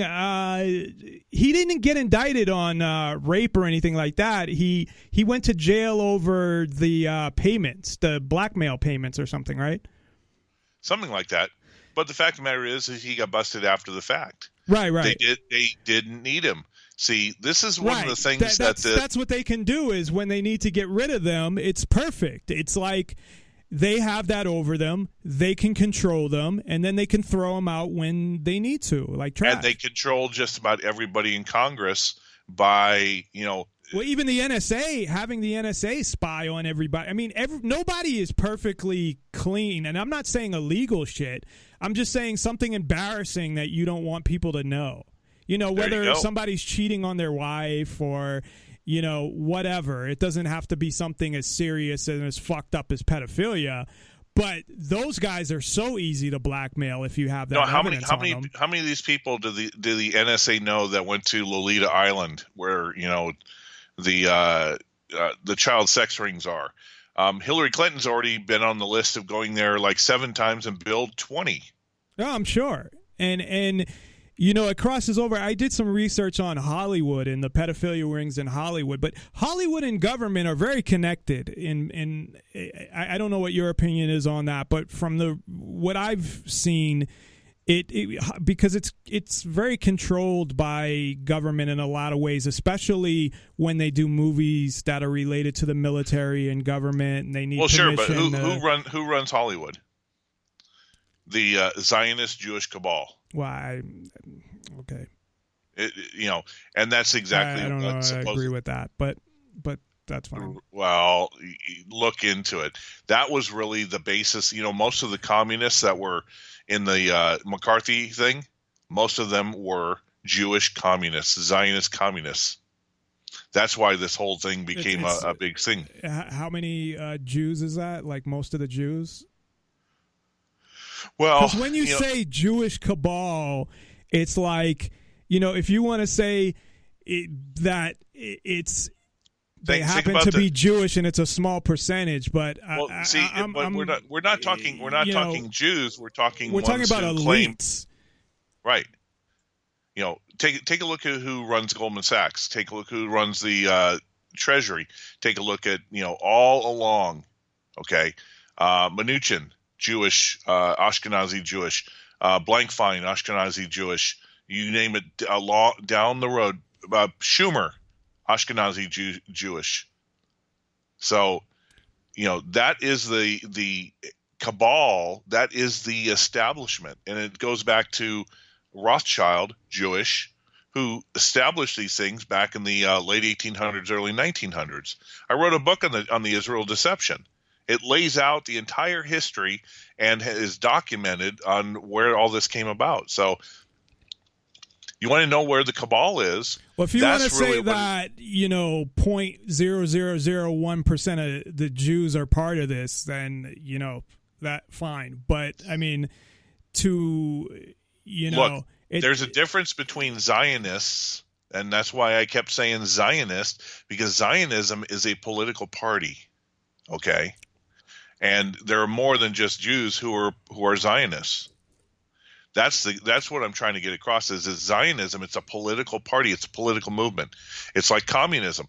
There's no such economic assurity of communism, because communism has no government. The people just make decisions as they see fit. There's no oligarchy running it like in the Soviet Union or in China. No. So it's impossible to have pure communism. Well, Zionism was a British, it's part of the City of London, British Empire thing that goes back to the banking families that, came out of the Rothschilds. So it's a political movement. That's why I'm saying this is it's a political. And what you were saying about Hollywood tied to the government, political. Right. Well, I mean, it's a fact that it is. I mean, they had at TV stations CIA interns. They even had an office in the 20s of the FBI. It's all fucking connected. Yep. Absolutely. So, but I mean, I'm just saying, as far as if you you can't make a blanket statement that like all Jew. Not that you did. I'm not I saying. didn't say all Jews. I'm not saying I said you did. Zionists. But, See, this is one of the significant things. Okay, remember Ahmadinejad, that nutcase who was the president of Iran? I know. Well, he was what, prime minister or something? No, he was president of Iran. Okay. Now he only had partial power because the right. imams You run had everything. yeah. But if you take a look at, I took a look at the transcripts of most of his speeches, and where he wanted to destroy Israel, almost every single time he never said Jews. He always said Zionists, because it was the Zionist political party that started World War I, the Balfour Agreement, to break up the Ottoman Empire so they could get their hands on the land of Palestine. Okay, it was a political movement, and Iran, which was part of the Ottoman Empire, got screwed in this whole thing, and so their memories are way back, very deep, and that's why he was referring to the Zionists. If you take a look at Iran, Jewish people live in Iran, and they're not persecuted. It's only the political party of the Zionists that are what they get excited about. So that's what I'm trying to separate here: the political movement of Zionism versus the Jewish people and the Jewish culture. Okay, well, just to clarify that, but go ahead. No, anyway, we were getting back to Trump. Trump is, one of these wild cards that he's had to capitulate to the establishment, while at the same time he's trying to be as populist, and he's failing miserably. And I think this whole garbage about the impeachment thing is just a power play to try to hamstring Trump so that the Congress is letting him know who's in charge. I mean, that could be the case. The way I feel about Trump is it's just Trump is a sham, just like Obama was a sham, just like all politicians, are. That's just my opinion. But no, up to a point, you're right. All politicians are shams. That's what they are. But some are better than others. But Ron Paul, who knows? Ron Paul at least attempted to do something. I mean, Ron Paul had his heart in the right place, but still, when it comes down to it, a ruler is a ruler. Somebody who wants to rule over other people, to me, is not. There's a difference between rule and governance. If you're in government, you're ruling over other people. You're making decisions for other people. But let me think. Are there laws of nature? That's a form of governance, and we're not in control of it. But, it's not the same thing. Gravity? Are you going to compare gravity to a politician? You can't fight.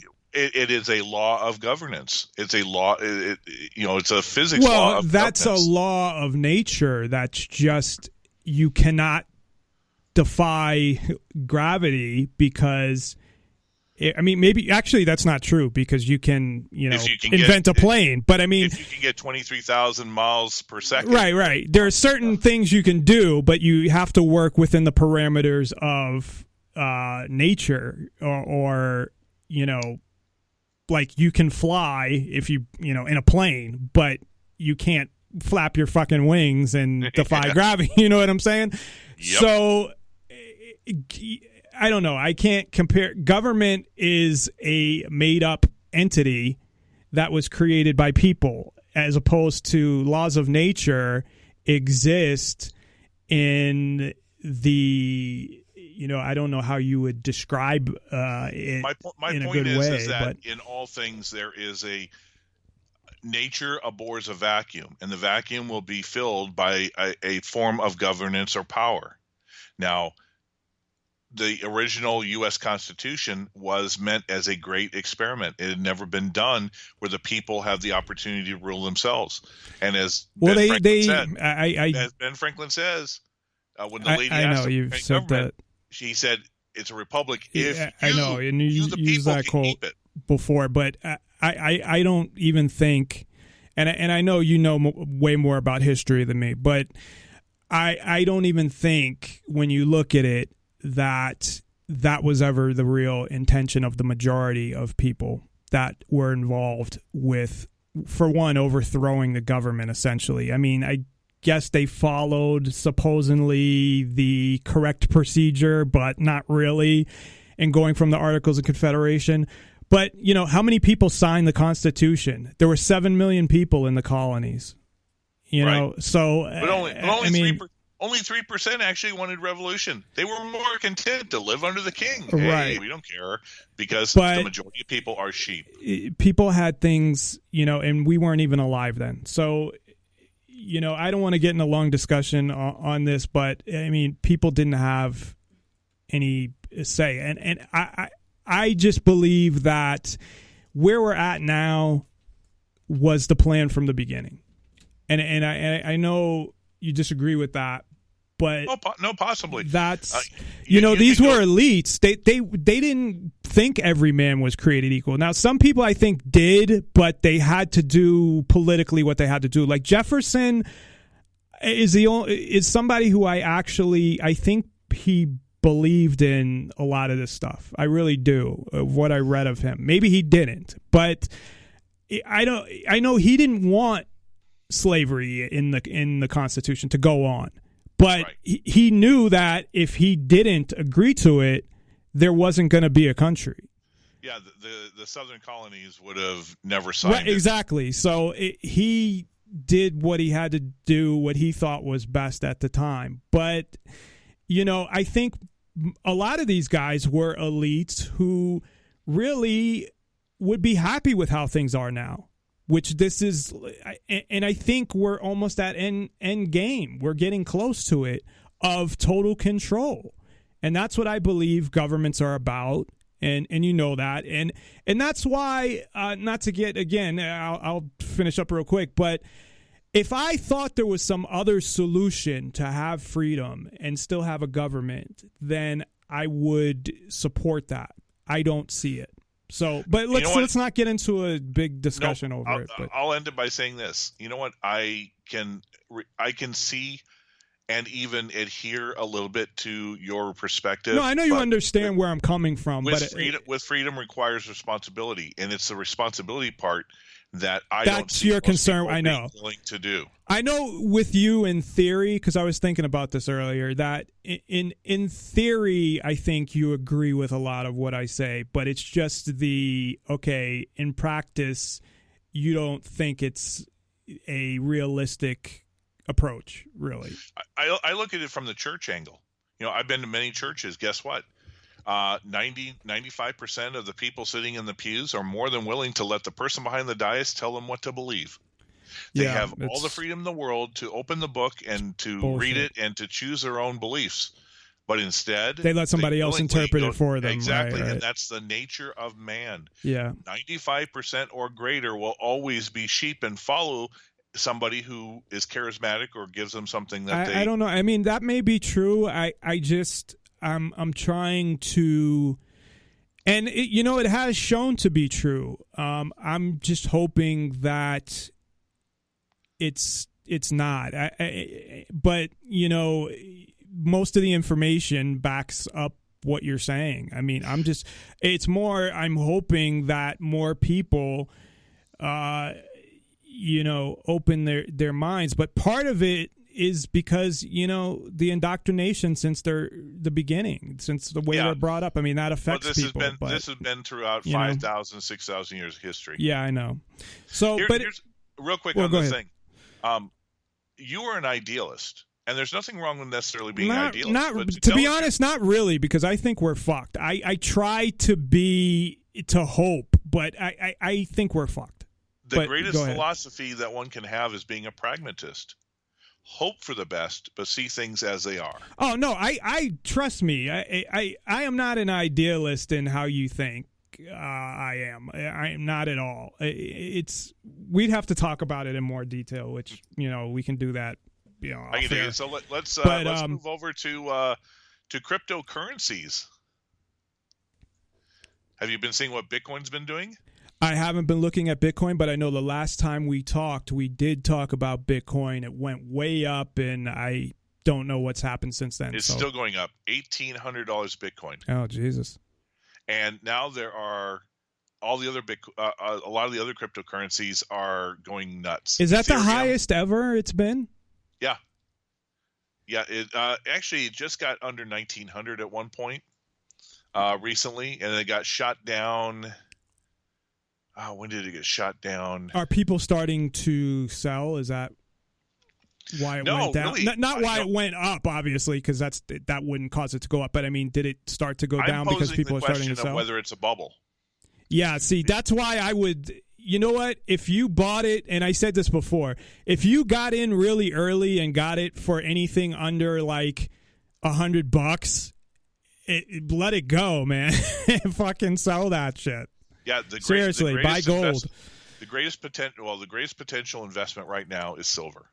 Well, or silver is yeah. so undervalued. It's the gold silver I know ratio. you. Sorry, I didn't mean to interrupt, but yeah, that's what I was just going to say. I know you mentioned on your show earlier the gold to silver ratio. It's like 1-74 or something. 74 to 1, right? Yeah, and so what I did a few months back when the ratio was at 71 is I took all my gold and traded for silver. Yeah, and silver is very affordable right now. It's around $17, right? Yep, it actually got back to 17, but right, think about this: gold and silver. Yeah, that is low for silver because it was at one point it was over $20 too. But gold and silver are the only two commodities that are at lower prices than back in 1980. They're the only two commodities that are at lower prices than back in 1980. Think about that. And that's crazy. And well, because they're rigging I know you had brought that up on your podcast about basically rigging the prices. And I was watching this documentary where they talked about the same shit about the banks selling the gold that they don't have to fucking help to rig the price, and that they can't prove that they have it. And yeah, I mean the CFTC, which Commodity Futures Trading Commission, the regulators are bankers. And they just allow the JP Morgans and the other bullion banks, the hedge funds, do whatever the fuck they want. They can short it with contracts that they don't have the gold to back it. Yeah. And that's why I would never buy anything. Like I'd only buy the physical fucking gold. Now here's something that's interesting. When the question of cryptocurrencies come, okay. One of the reasons why the price is going nuts is because the Japanese and the Chinese are trying to get out of their own currencies. Yeah, you had talked about that. They're buying it by the boatloads, and they're trying to then swap it. It's not America. It's not Europe. It's not who's buying it. And the people who say that, well, it can't be in a bubble because not everybody knows about it. When your neighbor knows about Bitcoin and has Bitcoin, then it's a bubble. I said, bullshit. Forgive my French. I said fuck about 10 times already. The fact of the matter is that when an investment, okay, look, if Bitcoin's supposed to be a currency, correct? And it's supposedly right.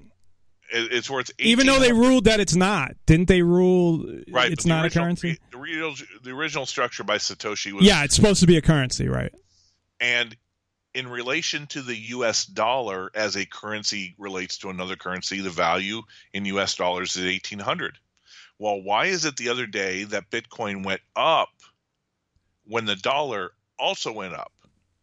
If it's truly a currency, shouldn't it be going opposite of what the currency it's related to does? Like gold and silver. Well, no. Well, doesn't gold and silver usually go up when the dollar goes down? It should usually, but it's so manipulated in the paper markets that there's no technicals. But in theory, that's how it's. So it should work the same way. So if Bitcoin's going up the same time the dollar's going up, same time the euro's going up, same time the yen's going up, then it's not a currency. It has become a speculative investment. And if it's a speculative investment, well, you know what? Might be time to sell. I got some tulips from the 18th century I could sell you. That's my point. But if the currencies all hit the crapper. Well, you could still buy shit with it. I mean, there's not everybody takes it, but I mean, there's hotels in Vegas that take it. Well, sure. Oh man, Vegas loves it. All the different escort services love it. Well, I'm sure they do, but you're not going to see it be able to use it at the fucking crap table. Yeah, but but you can't only use cash. Try So to go buy groceries with it. Try to go. You know what? The fact of the matter is that until there's a critical mass of retail, well, you got to buy gift cards. Somebody was buying gift cards for everything because you can buy gift cards with Bitcoin, and then use those for. Why do you want to do that? I mean, do you think senior citizens are going to go through the whole motion of getting a smartphone and downloading a wallet and buying Bitcoin from an exchange? They can't even. Many of them can't. Most of them won't use a computer, AOL or email on their computers, or won't even use like fucking on demand. Right. So my point is you have an entire generation, the baby boomers, who very few, are going to be wanting to do this. The other side is I wrote an article last week called "The Psychology of Money." Okay, and it's a really interesting basis. Okay, because think about this: the Bitcoin price gotten so high that people cannot relate to it. If I took, you can buy one Bitcoin for $1,800, but 50% of Americans don't even have $500 to cover an emergency. That's crazy too. So instead, they could take $20 and buy part of a Bitcoin. Okay, they go and take $20, buy part of a Bitcoin. How much Bitcoin do they have? They have 0.00025. Yeah, I don't know how you fucking that gets fucking complicated to deal with when you're buying shit. Exactly, because we are used to thinking things around numbers. If I have $1, I can recognize, okay, I have $1. I don't have a lot of money, but I have $1. But if I have 10,000s of a Bitcoin, you don't. Yeah, comprehension of that is like, what the fuck? And if they want to use this massively in commerce, like they're talking, how is 21 million Bitcoin going to be divided amongst 7 billion people? You're going to have 1 millionths of a Bitcoin, and that's going to be your paycheck. Right. So that's the problem with it is the psychology of money. At least, when you have quarters, dimes, nickels, and pennies, we can understand that type of division. Okay, that's a limited form of division of a single dollar. And even with gold, we can break it up into, you can buy, a gram of gold for, I think, like $50 bucks or $70 or something. You know what they used to do with silver back in the day? During the Spanish, when the Spanish had the empire? They cut it up or something? They would cut it in half and then cut it in half again into 8 pieces. That's where pieces of 8 came. Yeah, and it makes sense, but you don't have to do that now because they can make, we have the technology to make little grams of fucking silver and gold. Well, the fact of the matter is that you can get away with that type of division because here's a physical, tangible thing. Yeah, exactly. That you can see it in your hand so you can comprehend what it is. It's a little piece of coin, There is something new that's coming along. Dubai is in the process of creating a new cryptocurrency that's going to be gold-backed. And I think in the future that a gold-backed cryptocurrency is going to be what even the CME. Right now, the Chicago Mercantile Exchange, who up until recently was in charge of the London Silver Fix, they've just signed an agreement with the Royal UK Mint to backstop a cryptocurrency that's going to be gold-backed. And that's what I had brought up before, that I like the idea of a cryptocurrency, especially if you can use it anonymously. But I don't like the idea of a fiat. It's still a fiat currency. Right. Exactly. And do you really think even if the dollar goes tango uniform, that the government is going to allow? Now, here's a scenario I threw out there that is possible. Is that the government, if the dollar goes and the euro goes and all those others, they're going to create a cryptocurrency that's going to be used for international trade and for banking. But they may allow cryptocurrencies like Bitcoin to be used just for standard domestic commerce. And that's a decentralized form of money. But the hardest part is going to be, how do you tax that? I think if they go to a cryptocurrency at the upper level and then a decentralized currency for domestic, then taxes are going to be thrown out the window. Well, what we really need is teleportation, so you can just teleport your gold and buy things online and teleport it through a computer. And there you go. There's too many things with Bitcoin. Yeah, there's too many things with Bitcoin that I don't really believe you're ever going to get the critical mass necessary of the people to make it a feasible replacement. No, but it's something that I think you needed to get the ball rolling. Right. I think it advances. Obviously, it's advancement in technology, but I think it's an introduction to the idea and for people to build off of that idea. So, you got to start somewhere, and definitely, Bitcoin, I think, is a positive thing no matter what happens with it, because it's the start of something. By the way, do you know which monetary standard actually provided the most prosperity for a certain period in the history of the world? Go ahead. It wasn't the gold standard. It was the silver standard. And ironically, nearly every major currency in the world is based on silver, not gold. Well, silver is more, and we talked about this, valuable in its uses, because silver is actually used in a lot of shit. They say that gold is the money of kings and that silver is the money of the people. It just looks nicer. That's sort of wrong. Well, it's because the way it looks. To be honest, I mean, that's in my opinion, that's got to be part of it, because you look at gold and it has that look compared to silver that is more elegant. Well, sure. Yeah, it was used for decorative more than it was, right. You could build a throne made of gold, and as a king sit in it, and that you'd be sitting on your wealth and be right there.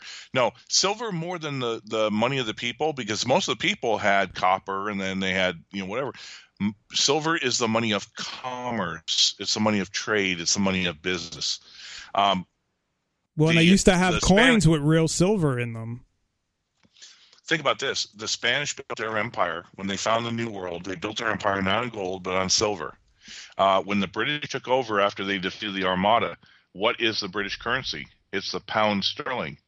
It's that term is based on one British pound is based on 1 pound of silver.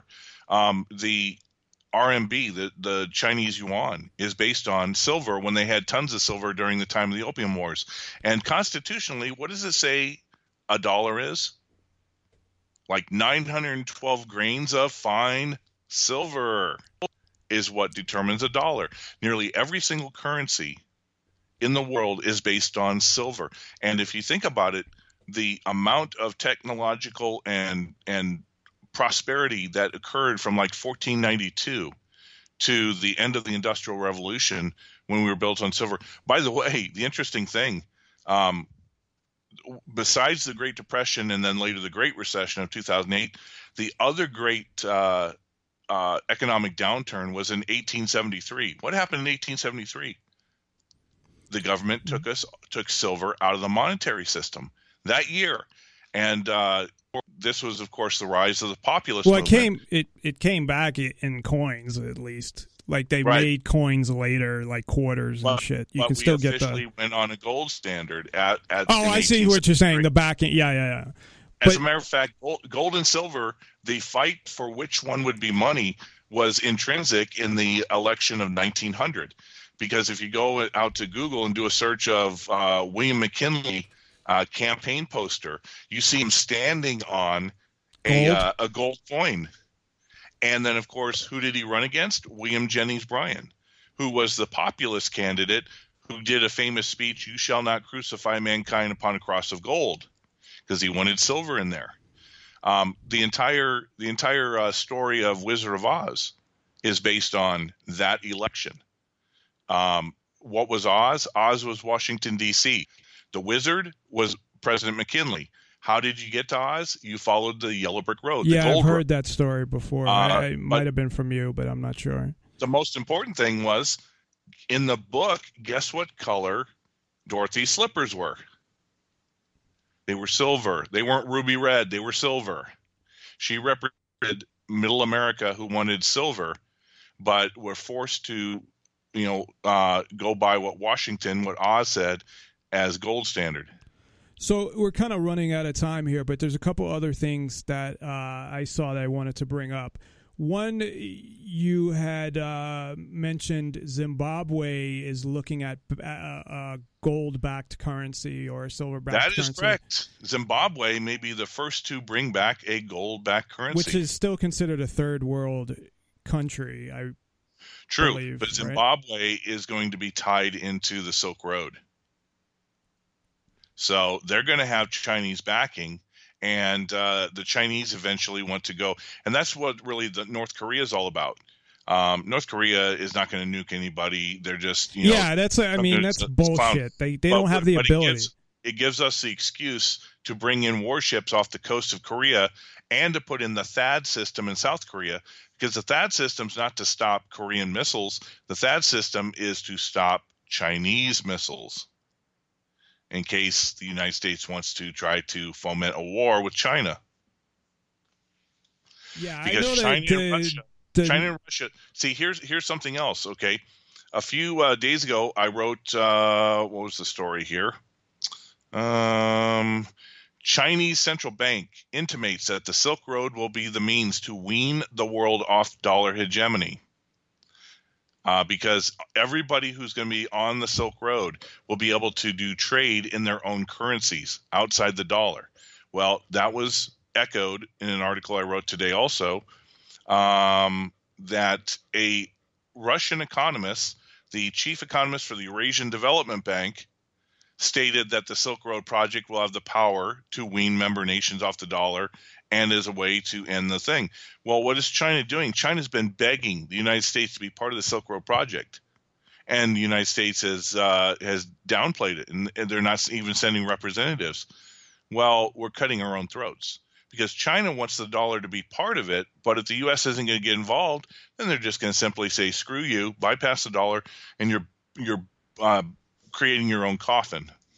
Well, that we've talked about before, that they may be using, really want to eliminate the dollar and go to some type of world currency anyway. No, actually, no. The Chinese don't want to do that. No, not the Chinese, the U.S.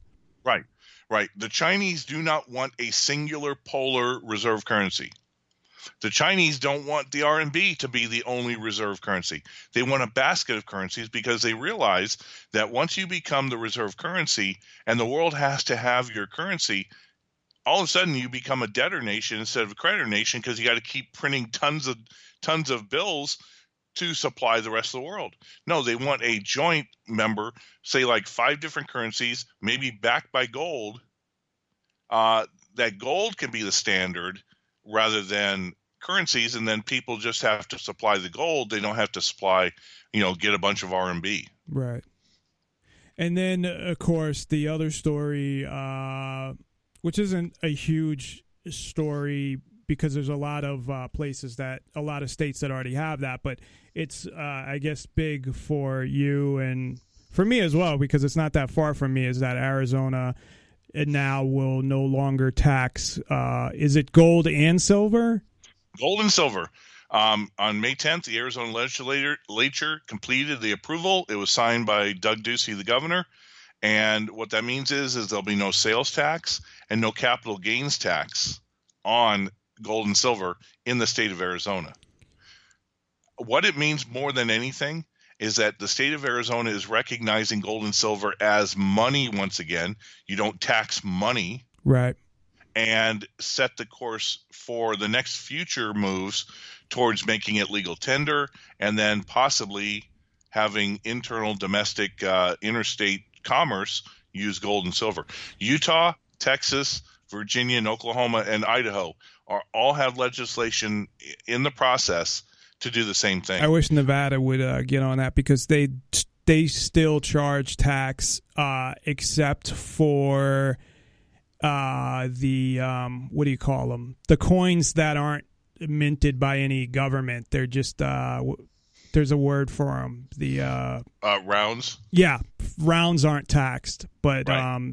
The coins are, which it's kind of stupid if you think about it. If anything, it should be the other way around.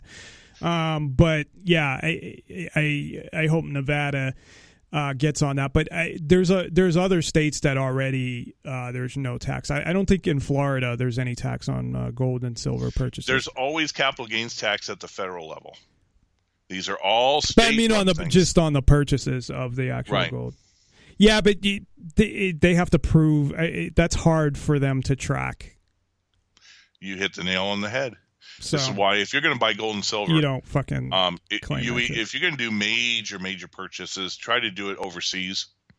Do it by some agency tied to the Shanghai Gold Exchange. If you do it locally, domestically, anything over like $9,900, they've got to report. That's so fucked up. What's their rationale on that? Because of Patriot capital Act. gains or because Patriot of Act. terrorist? Yeah, that's what I thought. Really, it's about taxation, but they say it's about terrorism. Right. I know. You know I how it know. is. I know. Yeah. Politics. Yeah. And it's about tracking you and what you have and all that. There shit. you go. Yeah. Politics. What you see on the surface is never what it's really Yeah, all we about. all know all the terrorist laws have nothing to do with terrorism. So. Or the war on drugs. Yeah, same shit. You know what the war on drugs is really about? The war on drugs is really it's about the a CIA. number of things. It's about but- the CIA getting rid of competition. Yeah, but it's also about if you look at how many people are arrested for drugs and how many opportunities that the police have to search your car because of, I mean, it's just ridiculous. Watch a couple episodes of Cops. I mean, it's just, it's That worked during the 80s and 90s, but go to Chicago and go to Baltimore, Maryland, where the cops are so overwhelmed that they wish. well, that's fine. that they That's didn't there, have to but deal with this. but I mean, it depends where you are, but the cops use it all the time. right. We smell marijuana, so we're going to search your car now. I mean, there was the women in Texas that got cavity searched on the side of the road. Now, they could have refused it, but it was all because they said, "Oh, we smell marijuana." Obviously, Yep. they found. And I nothing. remember the cavity search. She made millions of dollars on that civil lawsuit. Well, she should have, but it's fucked up because the cops don't care. It's not their money, and it doesn't Right. even come out of their budget. They're still If able. The government is the only fucking institution that gets to fuck up and get more money. Well, see, if there was one, I guess if there was one singular rule that I would do if I could just make a law that was across the thing, is that government officials are individually responsible for the actions and decisions that they make. Yeah, All cops, these you should be judges able that to. have immunity. No, Yep, I totally agree. Well, of course, I would agree with that something alone like that. But would change the outcome of the entire. yeah, the laws it would never system. happen That because single thing would. especially judges, like they're going to rule their own, So, anything else that you want to mention before we go? That's important. No, watch the markets. We may have a capitulation. We also had an interesting thing with gold and silver. Gold closed down 17 straight days. It has never done that in the history of the markets. Which shows how they're rigging. That was a combination of low sentiment, very low sentiment, and the bullion banks having to cover a record number of short contracts. And the way they do this, is the bullion banks just don't simply dump all these contracts. What they do is they start dumping like $2 billion at one fell swoop, and then it causes the computer algorithms to think, oh my gosh, they're selling silver and gold, and then the computer algorithms start throwing billions of contracts, dumping it as well. And so the bullion banks just have to get enough out there that the computers, the high frequency trading computers, then do all the work. And then once the price is slammed down, they just cover the shorts, and there we go. And I think that the manipulation is really, we're almost to the point, I think it's really coming to an end. And that's why they did this big, unprecedented move to try to cover their shorts, because the geopolitical events plus the economic events going on in the world, we're already seeing this in Bitcoin. If gold and silver were allowed to move naturally in the markets the same way Bitcoin is, we'd already be at $3,000 gold and $150 silver. No, definitely. All right, Ken. Well, thanks as always, and we'll see you in a couple weeks. And of course, every time you're on, I learn something new. So I always appreciate it, and it's entertaining, and it's always, like I said, it's always a learning experience for me, because there's always something that comes up that I didn't know. So sounds good, amigo. See you in a couple weeks, and check out Ken at his website again, Daily Economist, and his podcast on YouTube under Ken Schortgen, or type in the Daily Economist. So yeah, and for everybody out there, if you want to stick it to Google and Facebook, I would recommend you go out to Steam it. Steam it. So is that steamit.com? Steemit.com. That's a great place STREAM? No, STEEMIT. Oh, yeah. Steam. As a matter of fact, when you publish articles and put videos and that out there, then you actually get paid in a Steemit form of cryptocurrency that can be traded for Bitcoin. Ah, that's cool. So, all right, man. Well, take care. Thanks again. Okay, talk to you soon. And we hopefully will be back tomorrow. We're still trying to work out the schedule, and for the next month we should be on every week, but I still need to work out the schedule, and I will post that. Check out our website, NonPartisanLibertyForall.com, and that has links to all our social media articles and other stuff. So thanks everybody for tuning in. Have a good night. Force is necessary. You need to comply with the police officer the way the system was meant to be. Comply with the orders of police officers.